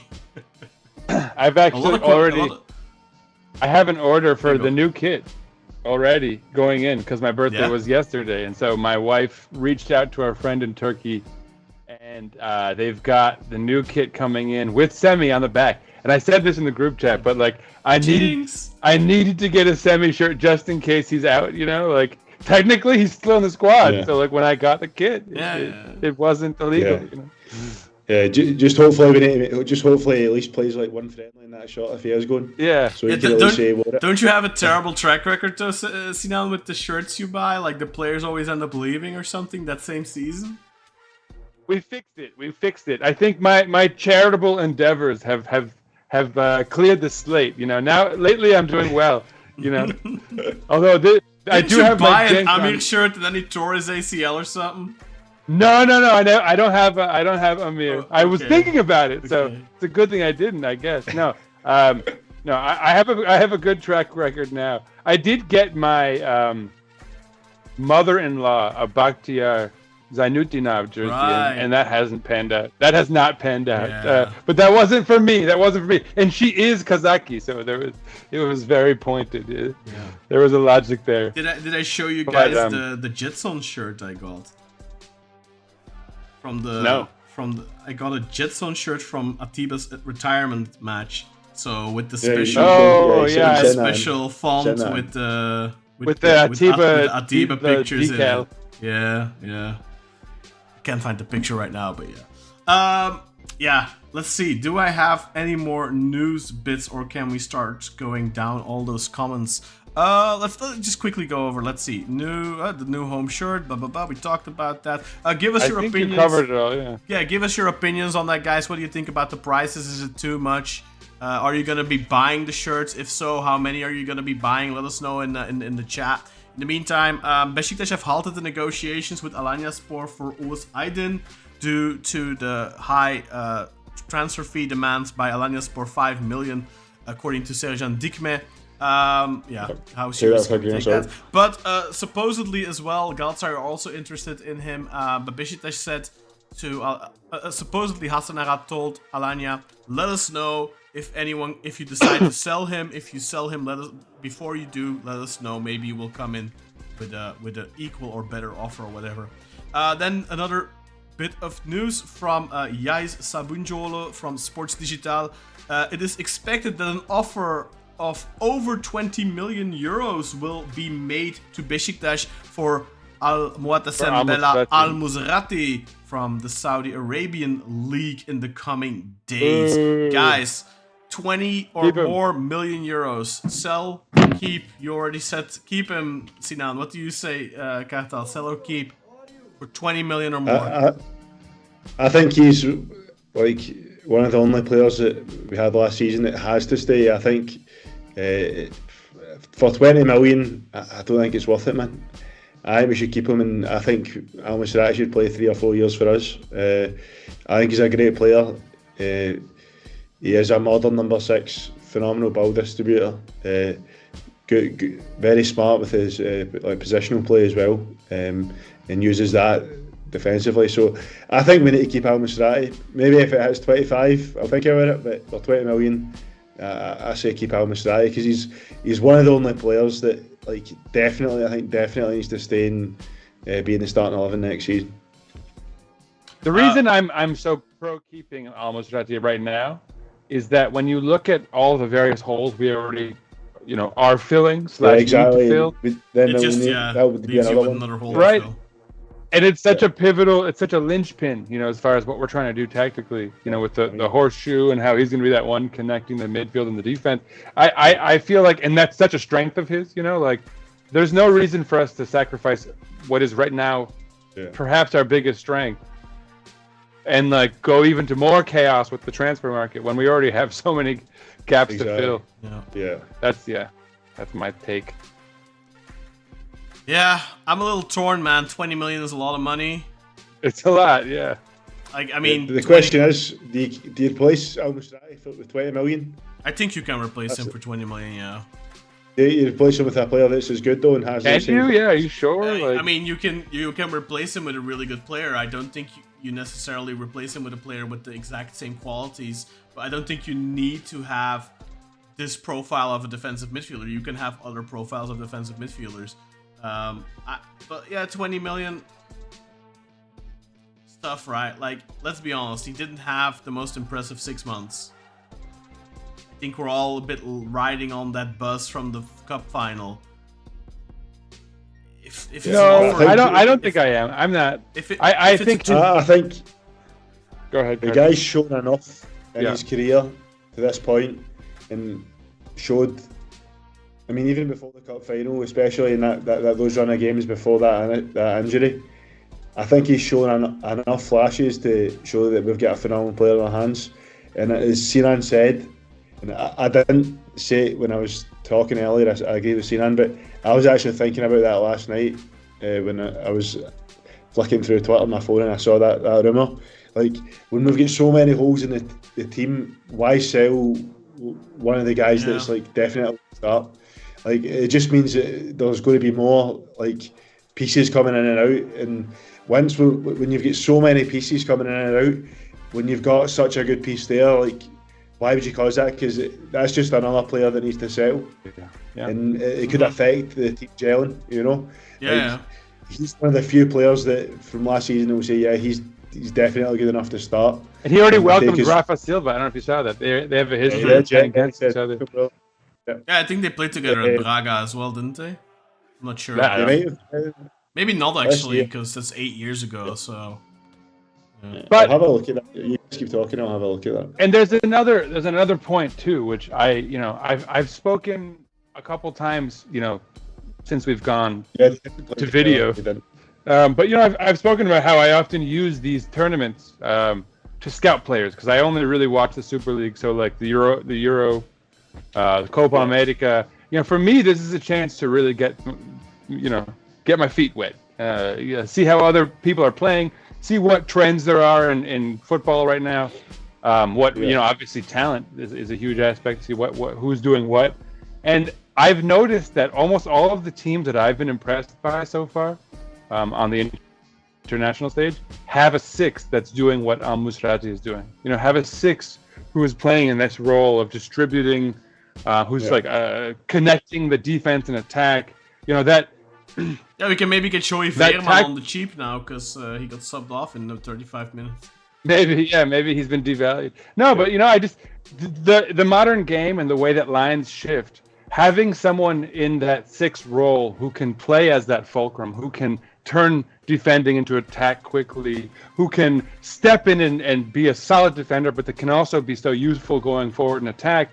It's such a key role right now in football, and Al Musrati does it really well. And of course, the cup final was his, pinnacle.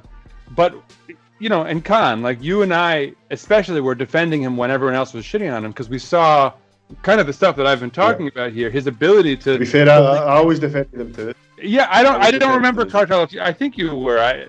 It was split in the group, but I didn't want to speculate, but I was defending him. Yeah, and Özcan was you were defending him. Özcan was shitting on him. Yeah, that's what it was. Yeah, but it looked the same, but they aren't the same. You guys have really separated yourselves in the last year, I have to say. No, but I do feel that Al Musrati is such a underspoken key part of what it is that we're going to be trying to do, and in a way, it's almost like a benefit that I think those couple errors he made when he was first settling in has devalued him in the eyes of a lot of people, because I think people might sleep on us. They might sleep on his ability, and once we start to surround him with more talent, I think he's going to really show out. And I think we'll probably be able to get a lot more from Al Musrati next summer, or certainly in the winter, maybe. Maybe. Let us know in the comments if you watch this on delay. Let us know in the chat if you're watching live. What would you do with Al Musrati? Would you sell him for 20+ million, or would you keep him? If you're not watching live, drop a comment. Let us know. Let's move on to the next bit of news. Again, Serjan Dikme, and this is definitely clickbait. Pierre-Emile Højbjerg is one of the names on Beşiktaş's transfer list. It is said that the transfer fee is around 7 million euros. Another name is Patrick Berg. His costs are lower. Now, I definitely think this is clickbait by Serjan because obviously Højbjerg has been linked very to everyone explicitly with Galatasaray and Fenerbahce. So for me, I think this is just a case of Serjan looking for some interaction from for clicks and interaction from the Galatasaray and Fenerbahce fans. I don't think we are in for Højbjerg. Maybe I'm wrong. I don't know. Patrick Berg, very good player. We saw him, of course, with Bodo Glimt. Yeah. 25 years old. He's the captain of Bodo Glimt. I think that would be actually a really interesting player for us if Jetson goes. But obviously, the source, consider the source. So let's not spend too much time on it, I guess. Then we have the Maxime de Kuiper thing. We already talked about that. And it's what I have for news, at least. Guys, I don't know if you have any news to talk about, or shall we move on to the comments, to the chat? Yeah, I think we should just go into the chat and finish up with that. All right. Have a fan interaction. All right. Interaction. Yeah, Sinan, you do the honors, please. Sure. So where did we leave off last? We were talking about the defenders last, right? So I guess Belaram asked, what happened to Berghuis, by the way? Everyone was saying he's coming to Beşiktaş. Kaan, what do you think? Well, you'd probably be the most connected to that. It was mentioned at the time that Berghuis is very close. a deal is close to being done. However, Beşiktaş are looking at other players still, some higher profile, and they're holding off on finalizing a deal for Berghuis because of that. And I can only imagine that higher profile name is Di Maria. So I think if Di Maria falls through, if Di Maria doesn't come, then I think we go for Berghuis. Obviously, we won't get both of them because they play in the same position. Yeah, that sounds about right. Yeah, especially with Di Maria becoming the hot topic, I don't see it. So there was more talk about the defense. I think we've pretty much covered that. They're talking about ANC. If Semi had a yellow jersey on, he would have been the first striker for Turkey. 100%. Probably. 100%. Probably. Not even a doubt on my mind, man. If he played for Gala or Fenerbahce, he would have played all 3 games. No. Umar says, Portugal game, we were down 3-0, and he still refused to bring on Semi to play a bit. Montella hates Semi. He only brought him to shut Beşiktaş fans. I don't think fully agree. I don't think he hates Semi, but I definitely think he hates us. He hates our fans. Well, yeah, that's for sure. I don't know whether or not it's his decision or it's Hamid or it's whoever. But I think it's either a case of it's the people above him who are making the decisions, who are pulling the strings, or he's extremely resentful about the fallout in March, and now he just took him to shut people up, and he's not playing him out of spite. I think, in that last game against the Czech Republic, or against Czechia, I should say. Where Cenk comes in and saves the day. It should have been Semi. When Cenk comes in, it should have been Semi. And if you look at, there's this one ball over the top that Mert gives. Like, Cenk just couldn't get to it because he doesn't have the legs anymore. Semi would have always gotten on the end of it. That's a one-on-one opportunity with the goalkeeper. I think Semi scores the goal. Cenk scores as well. He's really good at those types of shots. Exactly, I really don't understand why he brought... Look, one of the possible explanations that he brings in Cenk is because he wanted experience on the pitch. Yeah. I think it's bullshit that he brings on Cenk. Semi is the hottest. I agree. By the way, I predicted he was going to bring on Cenk over Semi, and I did it very half-heartedly, just kind of like what this asshole is going to do. And sure enough, one of the most infuriating things as well, I've seen, and only Galatasaray fans mention, oh, you know what? They should play Bertu Yildirim. And I'm just my head's exploding. No knock on Bertu. Bertu is a great talent. I think Bertu is a great player, but the guy scored 0 goals this season, man, for his club. He didn't play a lot at all, but he scored 0 goals. You can't seriously with a straight face suggest that they should play Bertu over Semi. If you're saying that, you're just being a cunt on purpose. Yeah. I don't understand why. See, if instead of Berto, why did they not call up Serdar Dursun or Umut Dair, man? I think those 2 guys would have been better shouts if you wanted a bit of experience. Or Can Uzun if you want to have someone like that. Can Uzun's always gone, but he's more behind the striker type. He's more of a second. Yeah, he's more of a second striker than number 9. But I think instead of Berto, if they went with Serdar Dursun or Umut Dair, I think that would have been a better choice because Berto's not really done anything to prove that he should be in the national team. He's not really scored many goals. He's done well in the under 21 national team, but is that enough to say that he should be called up? And he did well for Hatay as well, of course, and he earned his transfer to France.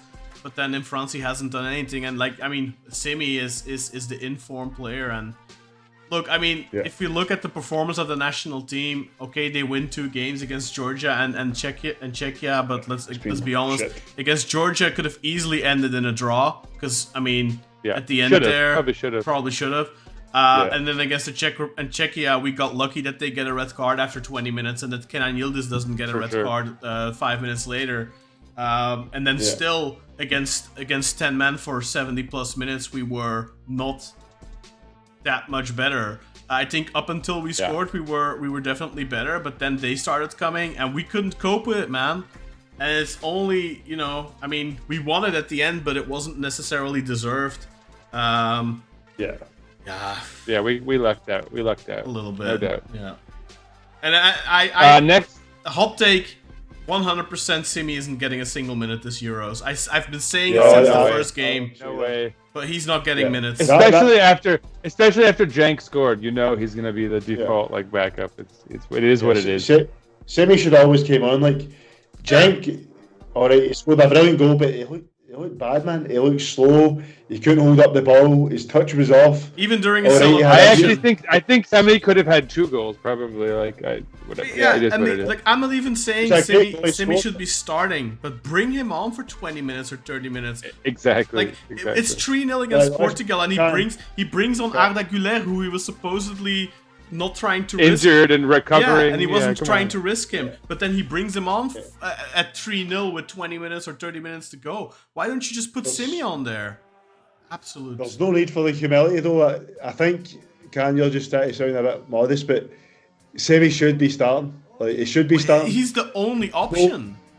There's no valid Realistically. arguments. Like there's people who say, well, Simi start. isn't ready. First and foremost, the people who are saying that, I guarantee you haven't watched Simi play more than 200 minutes. They maybe watched him. Probably only They, watched they, the they, derbies. they probably watched the derbies, exactly. And then they watched the 45 minutes he played against Poland, and that's all they watched. I am 95% sure that the people who are saying Simi isn't ready. But look, even if Simi isn't ready, it's better than somebody who has no clue what he's doing up there. Yeah. Barış Alper Yilmaz, I think he's a great player, and I think whenever he's gone out wide, he shows that he deserves to start. He should start, but he shouldn't start as a striker. Put him on the wing. Put Arda on the 10, because he started the first 2 games with Orkun on the 10. Now this last game he started with Hakan on the 10. Put Arda on the 10. Put Kenan left. Put Barış Alper right. Put Simi in the striker position. Exactly. That's all you have to do. It seems pretty obvious to me, but anyway. It's infuriating. Let's move on. Next comment, Orhan, you already mentioned this one, Kaan, but he said, "Can Beşiktaş win the Europa League? How high is the probability? Beşiktaş needs an international cup to honor its come to Beşiktaş reputation." I'll be right back. By the way, I'm gonna go check on my daughter. I just realized I haven't done that in a while.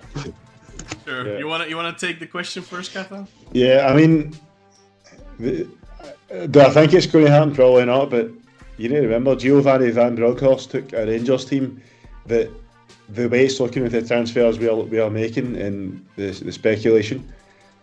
He took a Rangers team to the Europa League final with a team that was built with a far smaller budget and had a lot less quality than the team that seemingly we're going to build if all of these names were being linked with come. So, do I think it's realistic? Will it happen? Don't think so, but why not?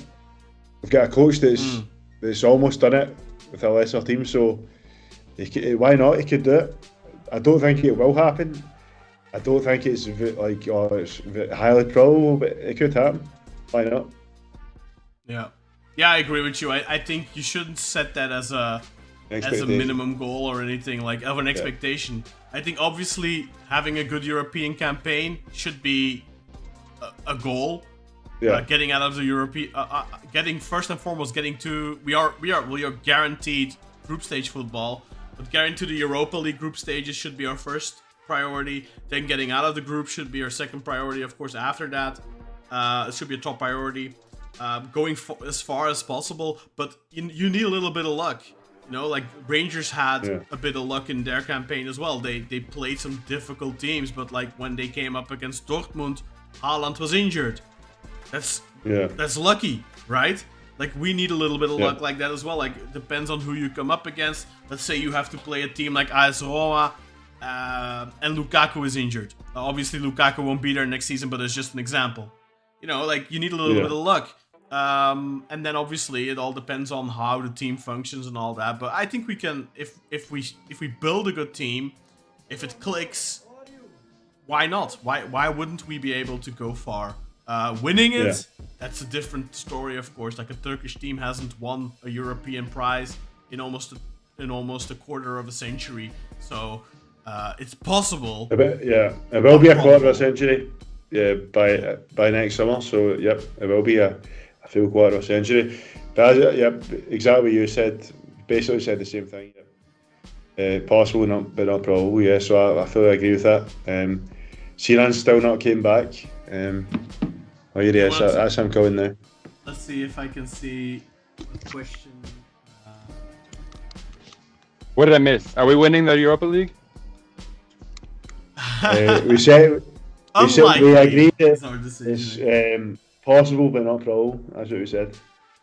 Yeah, that's about right. That's where I would have gone. I mean, like, if everything comes together perfectly, sure, but... Yeah. All right, next comment. You guys ready for it? Yeah, let's go.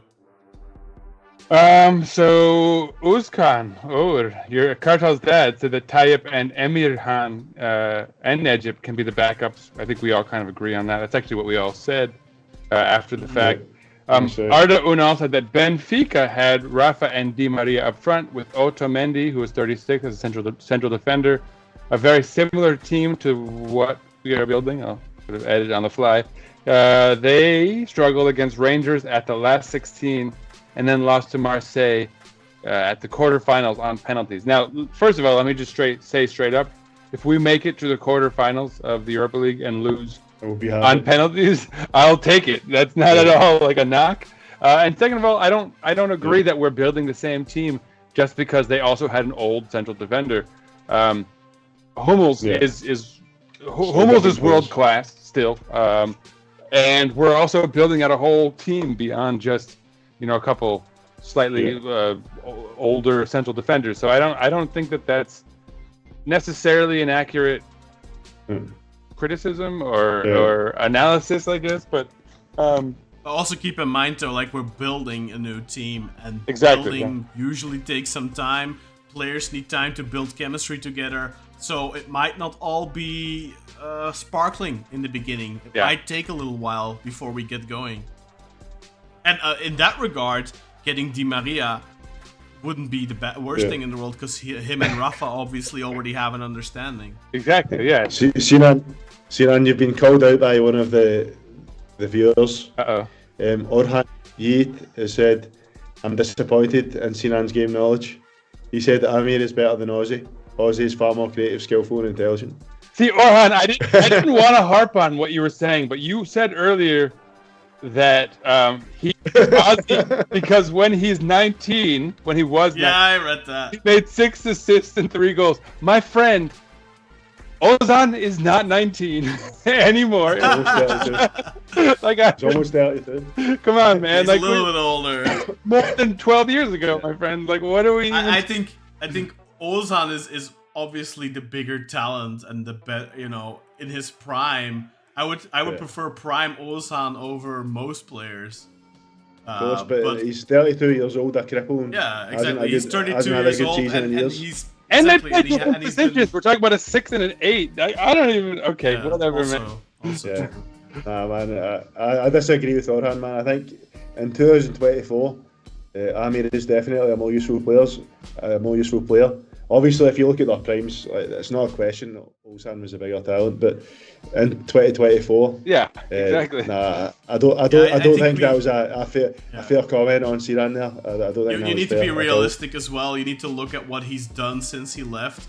He went to Fortuna Sittard, and he barely. He's not even a regular for them. And he exactly. He hasn't been starting for them. Like, that's a detrimental sign.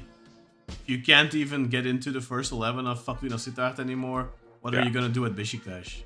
Come on. Exactly. All right, Sinan, move on with the questions. Let's just turn the page on that. He can come back and he can become like a part of the coaching team or something. Like actually, that wouldn't be the worst thing in the world, because he speaks Dutch, obviously, because he's from the Netherlands. So he could actually be a good liaison between Giovanni Van Bronckhorst and the Turkish players.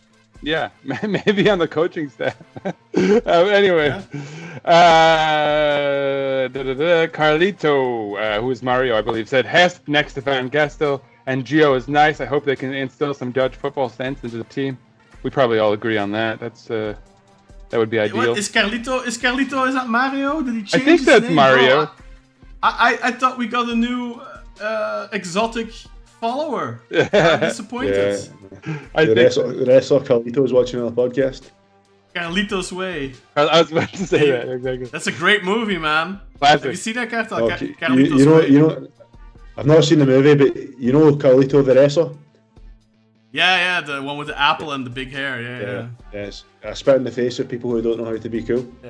Watch Carlitos Way with Al Pacino. It's a great movie. Yeah, classic. That's a classic for sure. Really good movie. Is it Michelle Pfeiffer in it as well? Say what? I don't think it's Michelle. It's not Michelle Pfeiffer who's in it as well, right? I don't know. It doesn't matter. It could have been. Anyway, It could have been. Or she was in Scarface, but I don't know if she was in Carlitos Way. I don't remember. It was also a blonde girl, but what's her name? Aunt May in whatever. Anyway, we're way off topic. oh, yeah. What's talking about? What's her name? It doesn't matter. Okay, it doesn't matter. Melissa something? Melissa? Nah, I don't know. I don't want to. Let's stop. We're aging ourselves. ourselves. Let's keep going. Pop culture. Belaram said maybe Kaan Shakul signed Hummels because we get all these sort of second-hand rumors and whatnot. Kartal is the most optimistic Scottish person I've seen. My mates in Glasgow are gloom and doom 24/7. Kartal is an exception to all rules. Kartal is a good dude. Orhan again says you speak English, but you talk about local things at the club. You should talk about international targets as well. I'm pretty sure we did. I'm pretty sure we talked about all of our targets. Yeah, just talked about international. And then Orhan said, "What's your favorite jersey?" Mine is all black, so I think it means what's your favorite jersey profile? Do you like the Chubuklu? Do you like the white with the black shorts? Do you like the all black? Do you like the red? Yeah. What do you guys think? I like the white shirts. Guys, just a second. Beşiktaş forvet transferi listede Arkadiusz Milik aldı. Polonyalı oyuncunun menajerle temasa geçti. From Kartal Yiğit. This news is from Kartal Yiğit. Well, Kartal Yiğit, I hate to break it to you, Arkadiusz Milik just tore his ACL in the 1-2 last friendly before the Euro, so I don't think so, bro. So that's someone we can scratch off the list of who we can believe. Alright, sorry. Continue.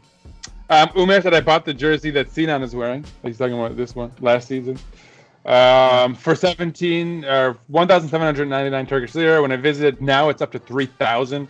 Can't imagine working there and having to save up to buy a jersey. It's mental. Yeah, I mean we all agree. Yeah, I agree. The same thing. The economy's a joke, man. It's the minimum. How much is the minimum wage nowadays? It's 10,000 lira, right? 17. So you can spend. They change it twice a year, man. So it was like 10,000 last year. Yeah. It was 17. Then Mario. That's a lot of. Sorry, guys. Yeah. Mario says, "What about the return of Beko as a sponsor? Any financial details?" Mario or Carlito? Has he confirmed it?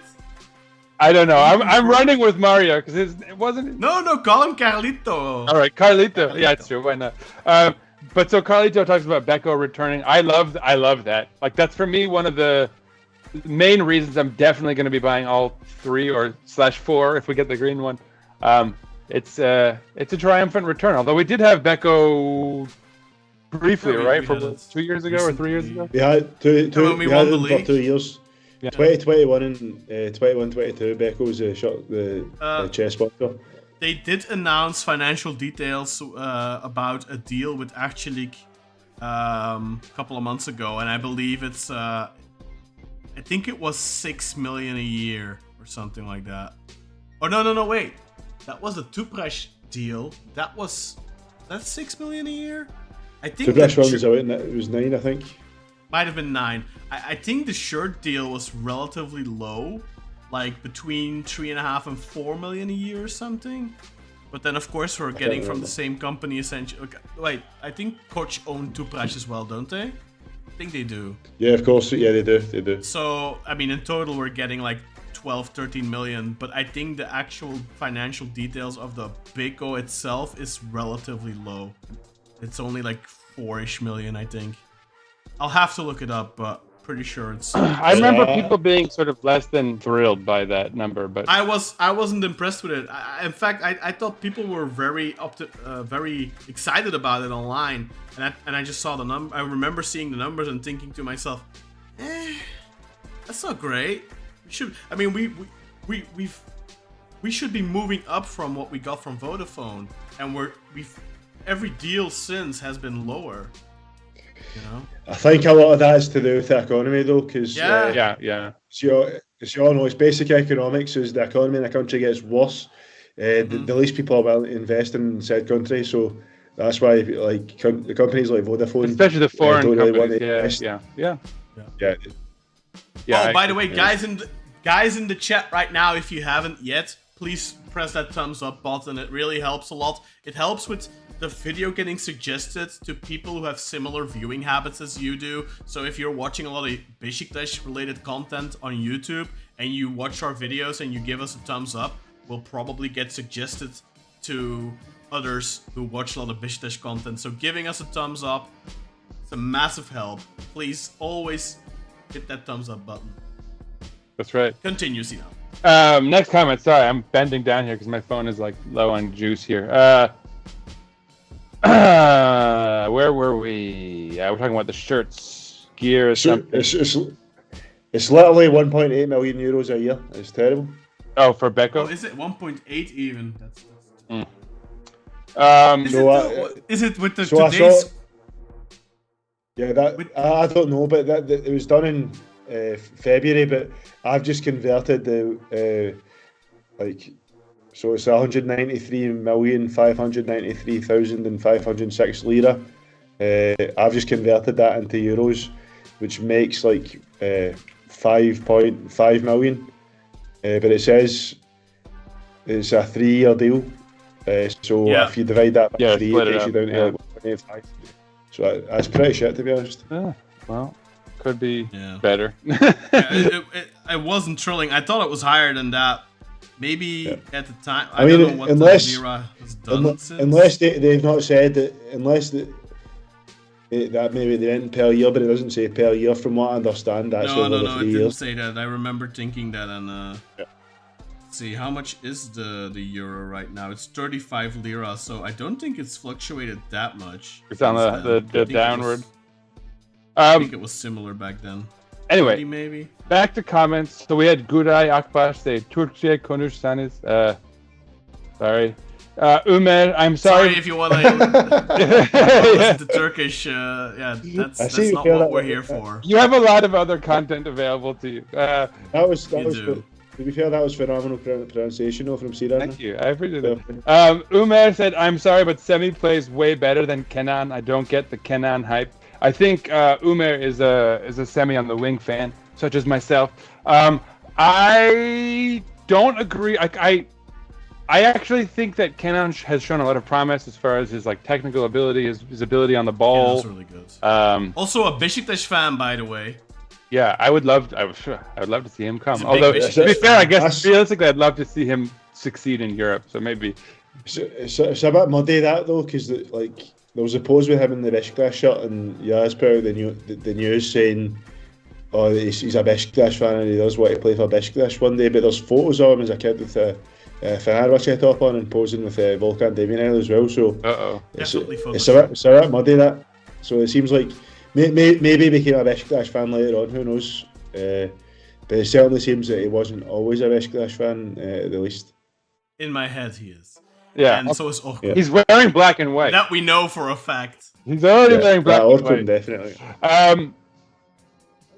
Carlito said, such a shame what Montella is doing, regardless of the outcome of this tournament. He needs to go. I think we definitely all agree on that. He's been a waste man. I mean, and it's just another guy who falls prey to the agendas of a few guys in the TFF. Sadly, I think maybe Hamit Altintop is more to blame. False prey. I think if you're a willing participant, I don't have any. Yeah. I have no sympathy because he's fallen prey to these idiots. It's what it is. He's perfectly capable of what are they gonna do? Fire him? Think about it. If he would have said no, fuck that, I'm not listening to you, and they sack him, you can just go out and you say it. Unless, maybe he signed an NDA or something, but no. See, the thing is, I think you two probably agree on this. The only reason Sergen hasn't got the national team job yet is because he'll just do what he wants. He wouldn't fall prey to these idiots. Exactly. Yeah. No, it's It's a shame. And I'll agree. Like Umer just said, this Montella we're watching now is not the same Montella that we saw the first time he came in, and it's true. I mean, he's clearly over time, gotten mixed up in this group of idiots. I think that's in charge. I also haven't been impressed with the tactical handling of the national team. I think if you look at how he's got us set up defensively, we are so terrible. like we're terrible. Vulnerable. We're like a Swiss vulnerable. cheese, and he's an Italian coach. Like You would honest, think you're that wrong. he would be able to set the team up properly tactically, and he just hasn't been. Yeah. And part of that, of course, has to do with his selection. But Yeah. he decided to go with Samet Akaydin. He decided to put Exactly. Altay in goal Yeah. for that second game. Or even remember when he brought in and- Yunus Akgün, like that loyalty to his former players Exposure. thing. Like, come on, dude. Like, Is that loyalty to his former players, or is that trying to put somebody in the spotlight for?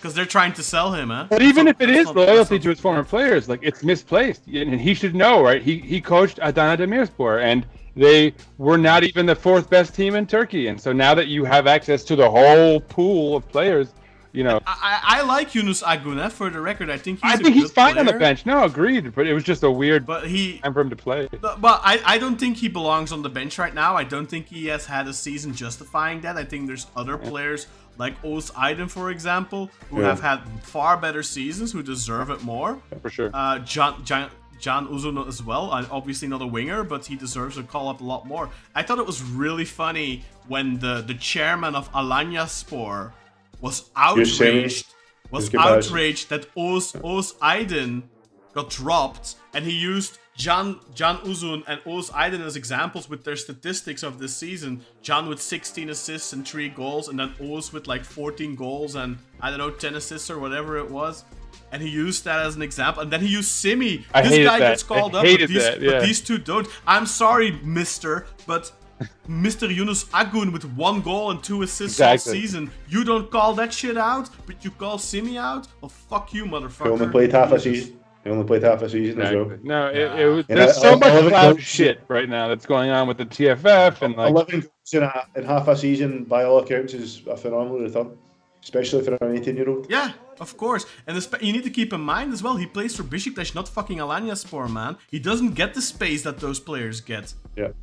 You're playing against defensive teams. You have to find your way through. It's not the same thing scoring 12 goals and 4 assists for Beşiktaş. It's not the same thing as scoring 14 goals and 13 assists for Alanyaspor. I'm sorry, but it's just not the same thing. Zafer Biryol, Okan Yilmaz, Gökhan Ünal, Ariza Makukala, whatever his name was. Those guys all became top scorers of Turkey, man. And they played for tiny teams because they got lots and lots of space. It's not the same thing. And obviously, Oğuz is a I got winger. love as well. And I'm not saying Oğuz is a bad player at all. He's obviously Should come. a good Come to Beşiktaş, talent. man. And no, he should be on the national team too. Yeah, maybe over But, Yunus. Yeah, should be on the national yeah, team, yeah. but there's other players Definitely. in the squad that don't deserve to be there, like Yunus Akgün, like Samet Akaydin. Obviously, they play in different positions in the case of Samet Akaydin, but there's so many people in that national team right now who don't deserve to be there or have no business being there. And then kids like Oğuz Aydın who do deserve it, who did have a good season, didn't get in the final cut. But then you have to direct your anger at the correct places. What is Yunus Akgün doing in the national team? I don't even think he played bad against Portugal. I think he had a couple of good flashes. Okay, yeah. But he has no business. He has no can't business follow his being judgment. there. Yeah, it's wild. So then we get to Orhan. He's disappointed with my knowledge. Umer agrees with us. He said Amir's better than Ozzy today, but they play two different positions. It's pointless to compare. Different Orhan- roles mainly, yeah. Orhan said, sure, he's not, but when he's a kid, he had better statistics than Amir. Okay, he's not a kid anymore. Amir is also too slow to play in midfield. Okay. By the way, Ozzy was in the 11 of the month last season in the Netherlands. I mean, okay. Also anecdotal. Di Maria, okay. Finally, currently, Ozzy is better than Amir. I insist on this. Okay. And then Orhan says, do you really think Semi No chance. has a special talent? He is mostly disappointed in the game. I bet he will never be a big player. 10 years later, let's talk about him again. Okay, Orhan, my friend. I'm trying not to be rude. I don't know if you're trolling us or like you're on the Beşiktaş podcast talking trash about Semi to the hosts. I mean, you've been talking about how Ozan is great. Has Semi been able to continue his insane form from December and January, February, March? No, he hasn't consistently been able to keep that up. But he is 18 years old. He's 18 years old. He is allowed to fluctuate in form. And even when he wasn't in form, he was still contributing. He was still getting a couple of assists and goals. He wasn't red hot anymore. He scored in our last game of the towards season. the end of the season. He wasn't red hot anymore, but he was still doing good stuff. He is the only player, the only 18-year-old since Oktay Deliolo in 1993 or 1994 that has scored 10 plus goals in the Super League. And before Oktay, you need to go back to 1983 to Tanju Çolak. So he is in the company of the best striker ever in the Turkish league, Tanju Çolak. Best striker ever in the Turkish league. That's just the way it is.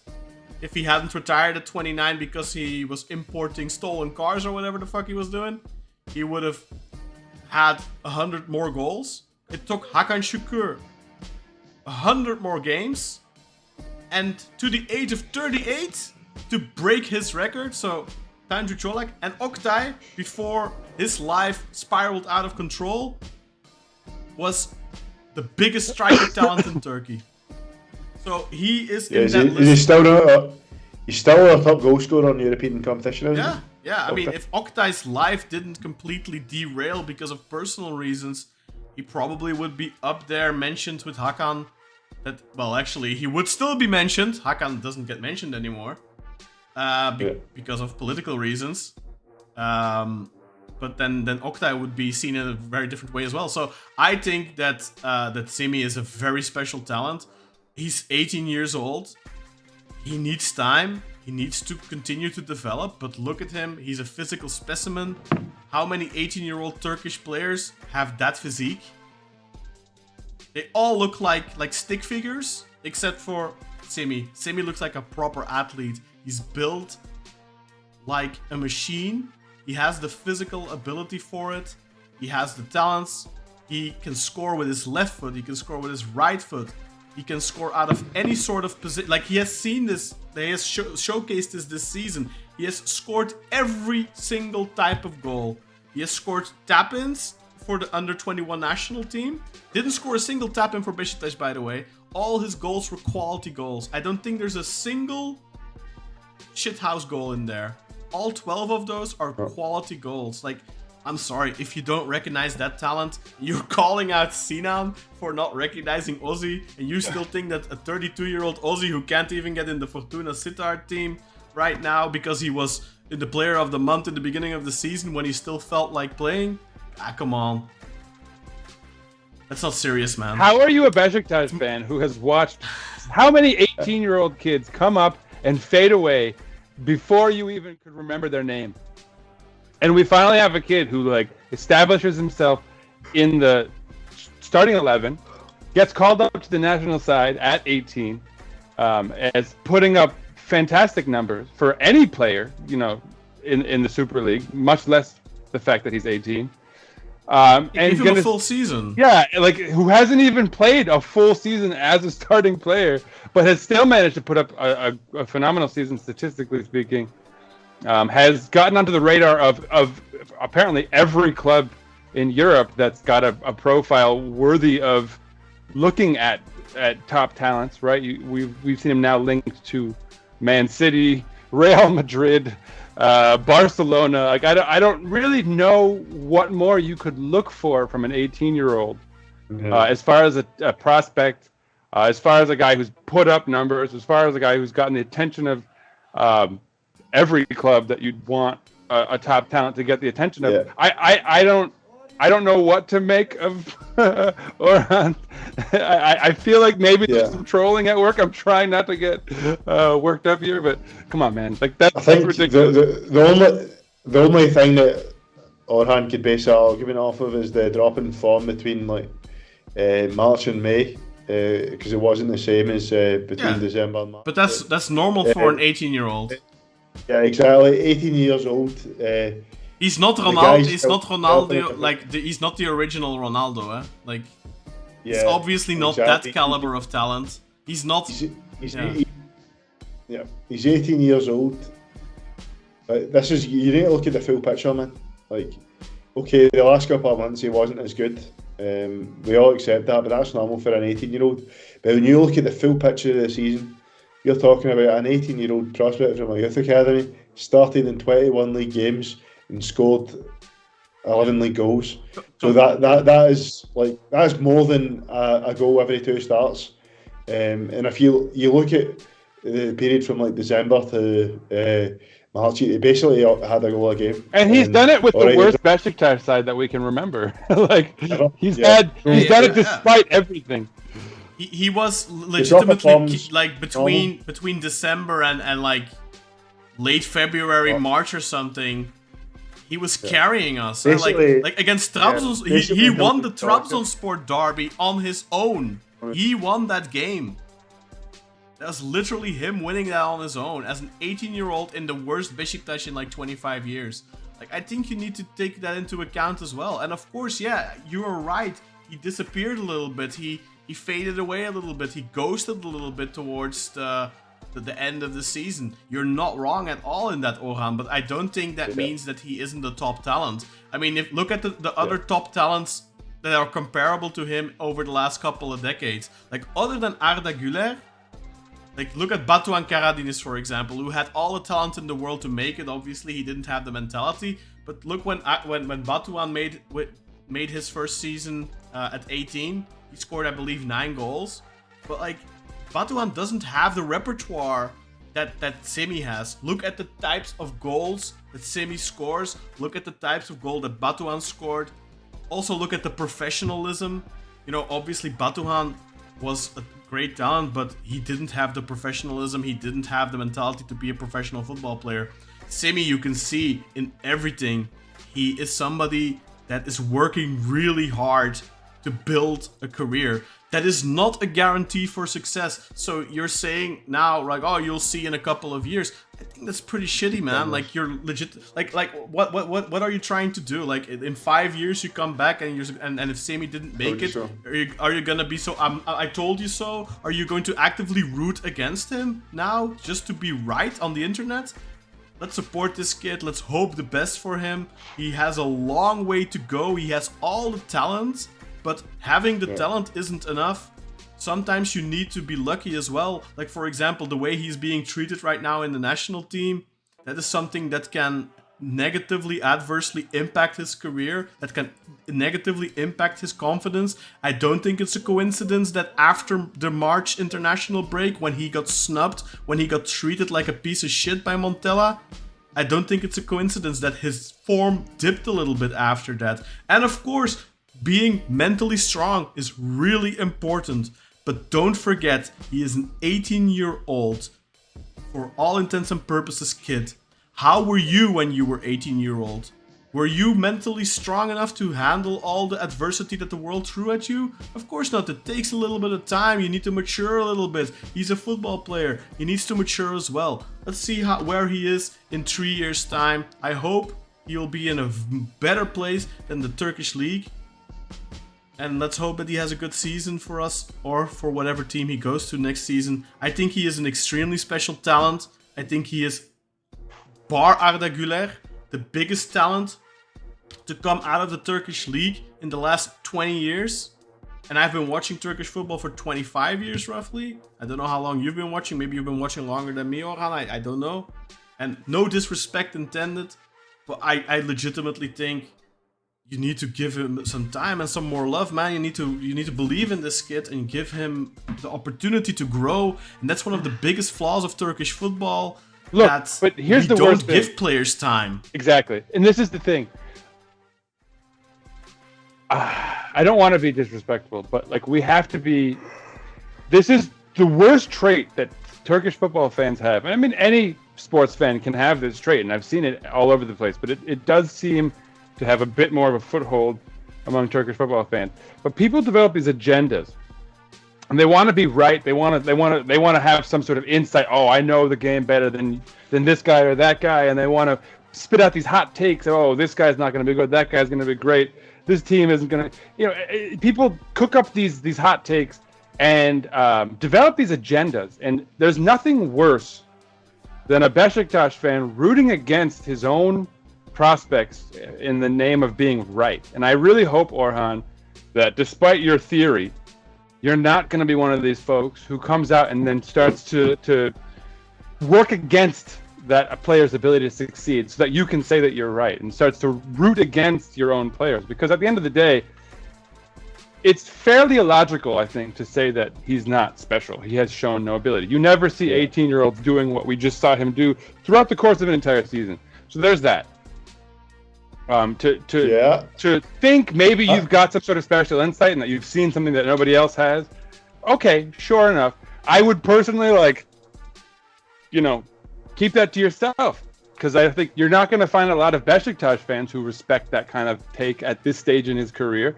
And frankly, you're going to probably come up against a lot of resistance and a lot of people who think that you're being excessively negative, cooking up an agenda that doesn't need to exist for the sake of what?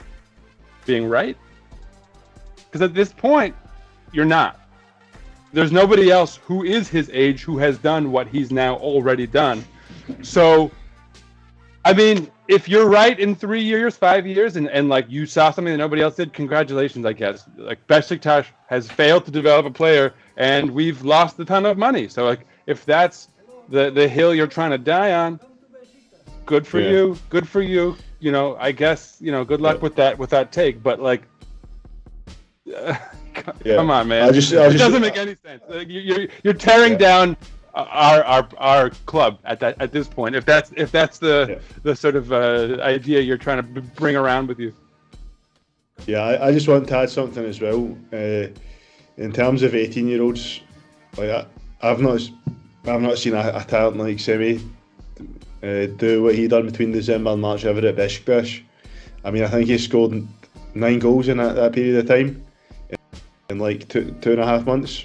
And I want to add something to what Kaan said about how like the mental aspect of football is very important, and how likely that drop of form between March and May after the shit happened with Montella, he was called up to the national team and then after a couple of training sessions sent off to the U21 team, the under 21 team.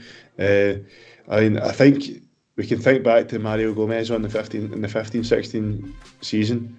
He was a 30-year-old veteran, but when he was playing football in like Germany, it was in France. It was Germany vs France. He was obviously playing for the German national team. Yeah. There was a terrorist attack, and that visibly affected Gomez for maybe 4 games after that. It wasn't the same. So that's a 30-year-old grizzled seasoned vet, known leader. So I think it's very normal for an 18-year-old such as Semi Kılıçsoy, who's just had one of the best stretches of form I've ever seen in Turkey by someone that age, scored 9 goals in the league in like 2.5 months, even less than 2.5 months, even because it was like the end of December to like the start of March. For a traumatic event such as being called, like having that great moment of being called up to the national team, like, oh, this is my moment, it's for time for me to shine on the international stage, to have that suddenly ripped away from you. And it seems like, from what I've heard, there was some mobbing going on as well. When he was with the team, they didn't involve him in the tactical training. It was only what the fuck is mobbing, by the way? Like, I legit don't know what the fuck that means. What is that? Like, so it's basically what it is like doing thing basically in a workplace. They would be taking action, basically bullying someone to force them into quitting. Alright. The same here, basically just bullying in a workplace, essentially. Okay.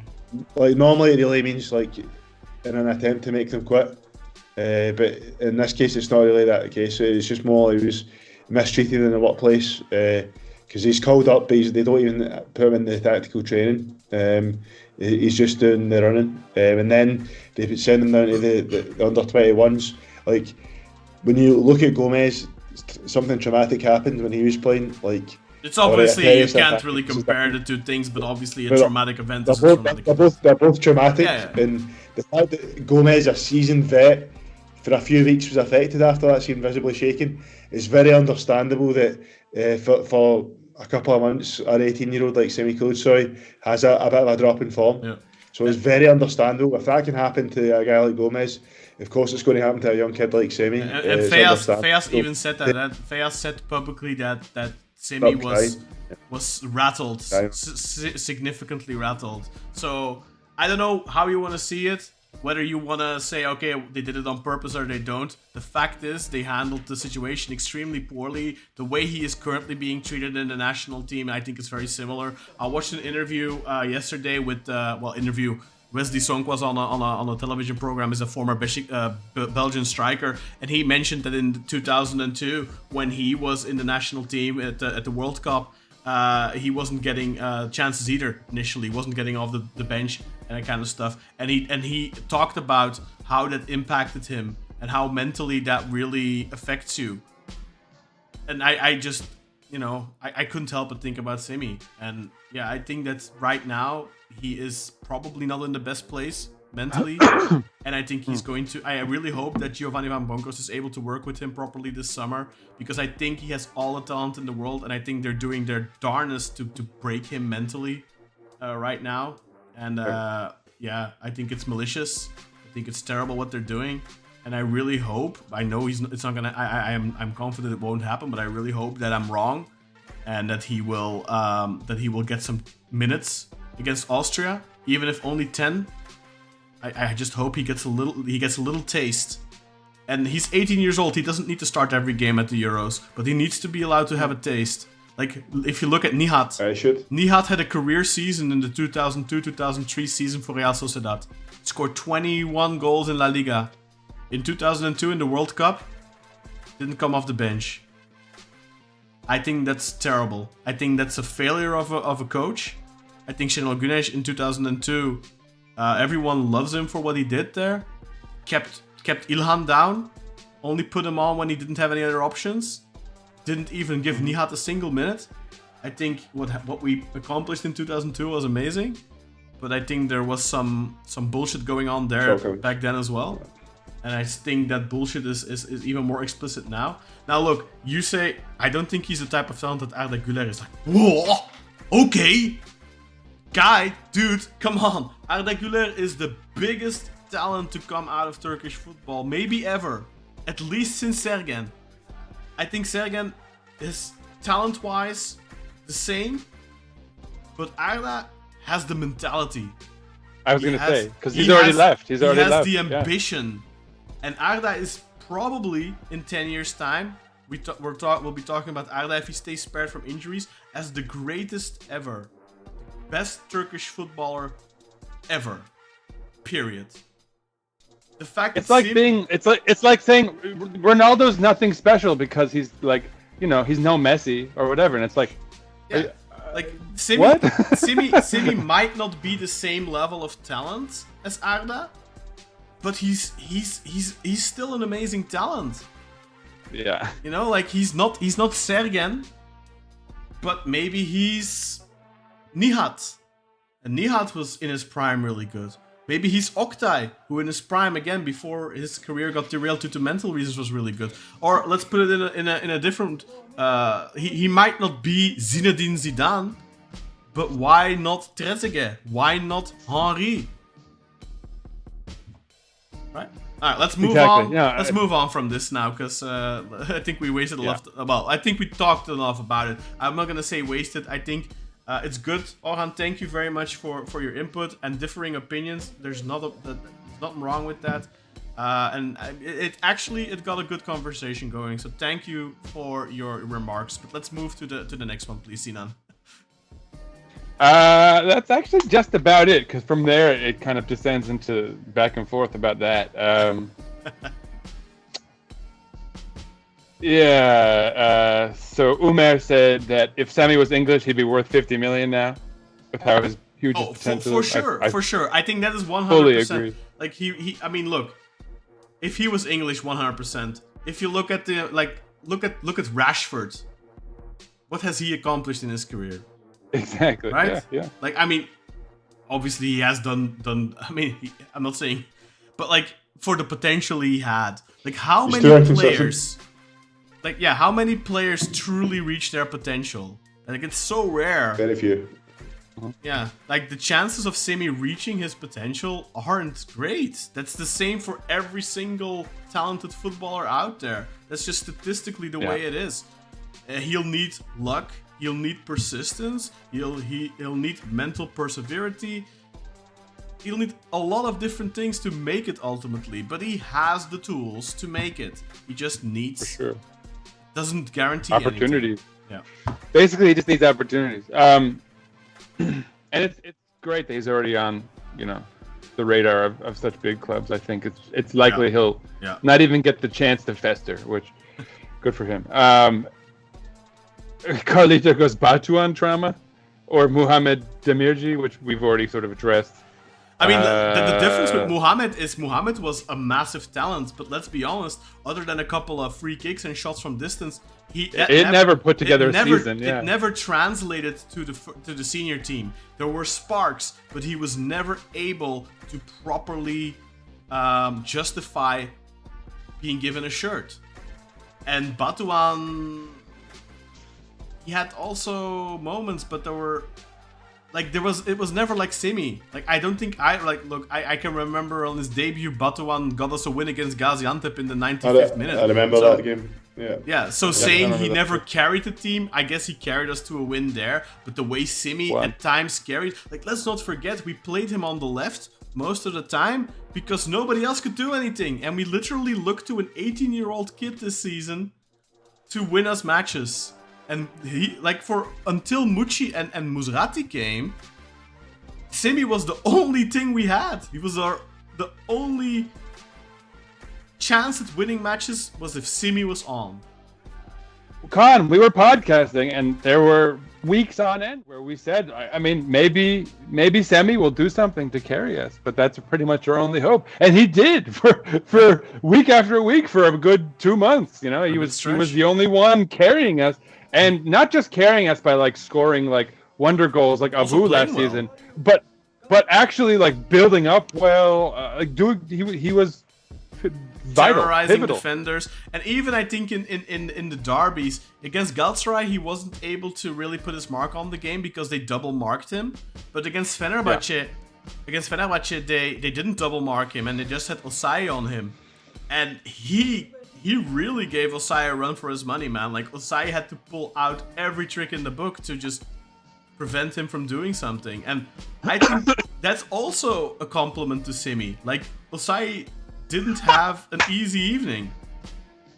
Sorry, Orhan wrote back. He goes, Muhammad was a true talent. I wish we could support him as we do Semi, but yeah. Is this Evran? No, wait, that wouldn't be Evran. Because Evran loves Simi, but Evran is the biggest Muhammad geek out there. I mean, yeah, look, come on. If Muhammad was a true talent, he would have made it after Beşiktaş. There's a reason he plays in the Üçüncü League or wherever he plays now. He's in the amateur. I don't even think he's not even 30 years old yet. He's 29 and he's playing amateur football, man. And the thing is that we supported Muhammad and we hoped for the best, and we spoke highly of him. Not to the extent that we do Semi, because he didn't show this ability consistently for any serious stretch of time, but we did support him and we hoped for the best. And it's a damn shame that Muhammad was an unprofessional,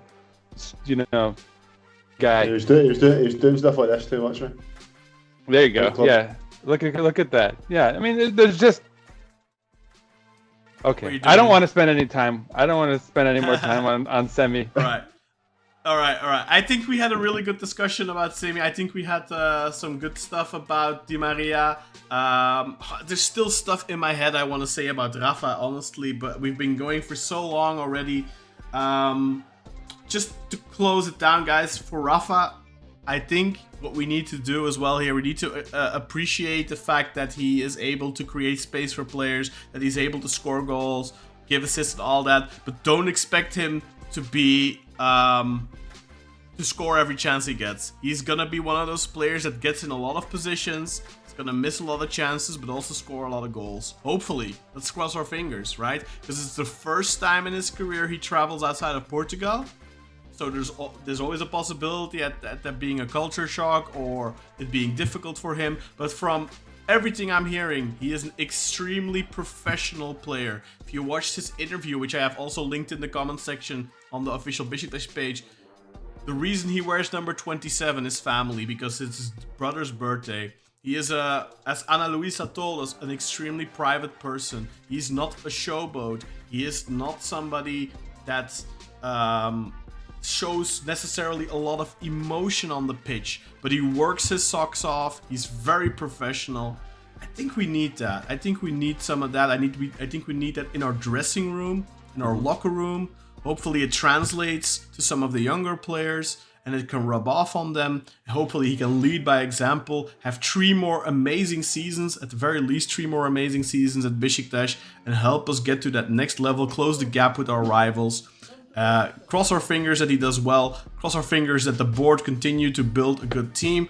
And hopefully by this time next week we have some more exciting news for you for transfers. Guys, I don't know if you want to add anything else. Kartal, is there anything left on your mind that you want to talk about?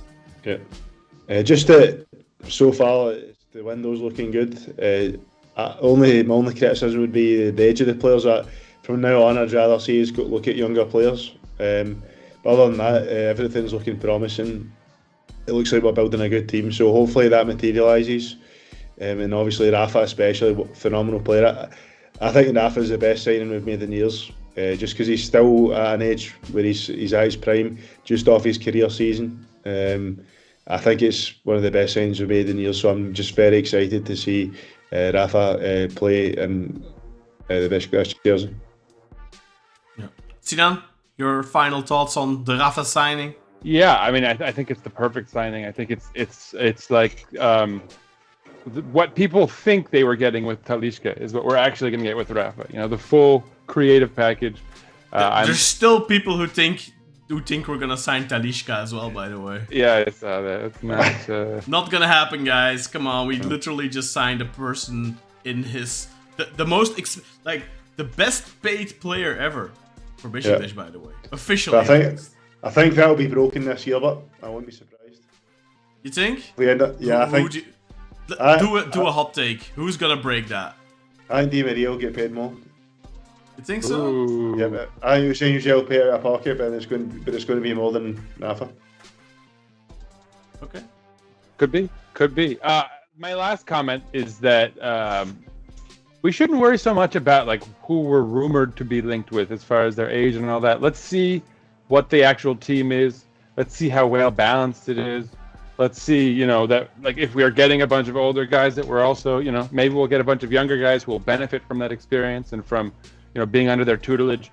I feel like we should be very weary of being too negative until we see everything that we have. Avoid agendas, avoid getting too worried. Because like if there's anything we do know for sure, having seen what we've seen, there's a focus on professionalism. There's a focus on kind of doing the right thing and being kind of patient and, you know, not going for the first big name you see. And like, you know, we've been fooled a few times by this board already too, you know, where, you know, we get that we fall for the head fakes. So, you know, everyone should just be open-minded and let's see what happens, man. I have a very good feeling right now about our direction. Yeah.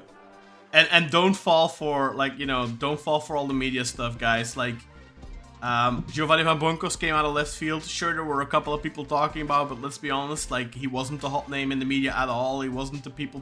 He wasn't the coach that people were talking about, that the big media names were talking about. Same thing now for Rafa. Yeah, there have been some mentions here and there. There was a rumor in the Saudi Arabian media like 2 weeks ago or something like that.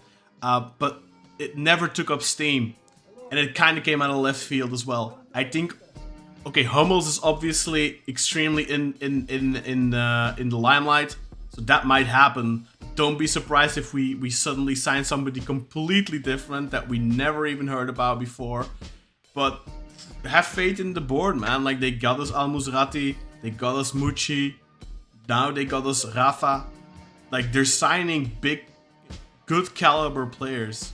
And I think we just need to trust the process. Every time they make a new move now, other than the Fernando Santos one, I think they have given us reasons to believe and to trust the process. And even the way they did the Santos thing was like pretty well done, right? Like we because we didn't see it coming, we had more of an open mind, you know. Like it was a wrong move, but you know, and they seem to have recognized that too, right? Like they didn't sit on the pot, you know. They flushed down the stick. And like we said before, they're currently in the process of professionalizing the club, putting professionals in every position. One more thing, actually, guys. It was mentioned again in the media that Giovanni van Bronckhorst might want another goalkeeper. And now with the appointment of Ruud Hesp as the goalkeeper coach, do you think that maybe we might be getting a new goalkeeper? Ersin apparently wants out, which doesn't surprise me. I think we mistreated him. I think Ömer in our WhatsApp community at least talked about it as well, that we treated him really poorly for a goalkeeper that actually was between the sticks in a title-winning season. And he wants to move on, and I think he should be allowed to move on. Hopefully we get some money for him, of course. But a new goalkeeper, let's close on that. Sinan, do you think we are in need of one, and do you think that will happen? Wow, that's loaded. That's a loaded question. Do we need it? Not necessarily, right? Like Mert can clearly do a job. That said, if we're in a position to get a good keeper, I mean, I think Mert has some flaws that I think most Beşiktaş fans are fairly well aware of. I 100% agree with Ömer about Ersin. I think he's been thoroughly disrespected. Even when we took him out of the squad, it was weird. It was, you know, the circumstances for like sure, he let in a lot of goals, but like like some of them were not really even his fault, you know. I think the main thing was he wasn't necessarily making big saves. And I think that's maybe the difference with Mert. Mert has a mistake in him, but he does make big saves more often. Yeah, I would say. Yeah, for sure. No, and so that's why I don't feel like it's a pressing need to replace Mert if we can. And I mean, look, here's the reality. Mert's actually had a pretty decent Euro. If Turkey can get, you know, maybe one more round further into the, you know, this cup, I mean, who knows? Maybe someone comes in with a good offer from that, and hell but yeah, both dude. goals he conceded, look great, right? Yeah, it's true. Like, I mean, the 1-1 against Georgia, like, okay, that wasn't only on him. Abdul Karim is in no man's land and leaves Mikotadze completely unmarked. And also, Mert already kind of took a step to his right, and then to still save it, it's very difficult. I wouldn't say it was a massive... And he's already on the wrong side of 32, so it's not. Yeah, he's 35. Let's not forget. Mert is my age. It's not like he's gonna get. What did you guys think about the goal against Czechia? Was he fouled, or was that it was just a mistake from him?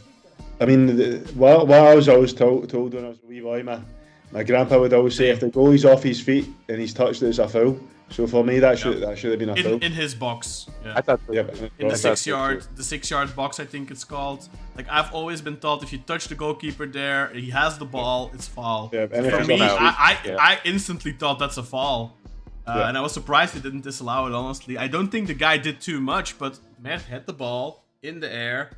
And the reason he made contact, the reason he spills it is because the guy is there, and he backs into him like pretty aggressively, and people, you know, commentators here in the U.S. who it's important to note don't know anything. You know, they're the worst. We're like, oh, you know, you have to give like equal opportunity for them to make an attempt on the ball. Sure, but like. He backed into a keeper who's up in the air, whose eyes are on the ball. I don't see how that's not even dangerous. Yeah, he didn't jump for it. He wasn't like trying to like get it right. The only thing he's doing it's not like Mert like gave it up. He's hindering Mert. Like, he's not contesting for the ball because he's not actually going for it. I thought that Yeah. For me whatever. personally, I would very much like to see a good foreign goalkeeper. I am not a fan of Mert, never have been. I think he's good-ish, but he has too many mistakes in him. And I would prefer to see a good foreign goalkeeper. But, you know, I think we can leave that till next summer. I don't think it's a pressing matter. Build a proper team now. Replace Mert next summer is probably what I would do. Definitely not a priority, Kaan. I agree with you, it'd be better left for next season because of the amount of players we need to sign already. But in an ideal world where we've got unlimited funds, of course I'd rather see a foreign goalie. As much as Mert's amazing on his days, you've said, he's got too many mistakes on him. Like, he can do great things, but at some point in the road he's going to cost you a couple of times. And I think that happens not a lot, but a tad too often, let's just say. It's not like Tolga, but I was gonna say, he's like a step above Tolga, right? Like, But if the season is going to be anywhere near as competitive as it was this season between those two, and hopefully us involved, I think we can't really afford to have. I don't think we can afford to have a goalkeeper that wins you 3 games but then loses you 1. especially in Europe, right? Because Europe, we could just be out because of one of those bad days, right? Like, you don't want that, ideally. All right, let's call it a day. So please, guys, hit that subscribe button. Let's see, where is it? Bam, here. Oh, yes, there it is. Subscribe. Hit the subscribe button. Hit the notification bell. Give us a thumbs up. Like I already said, please, if you haven't already, give us a thumbs up. Subscribe. Put on the notification bell so you will be alerted of future videos. We will probably be back next week, same time.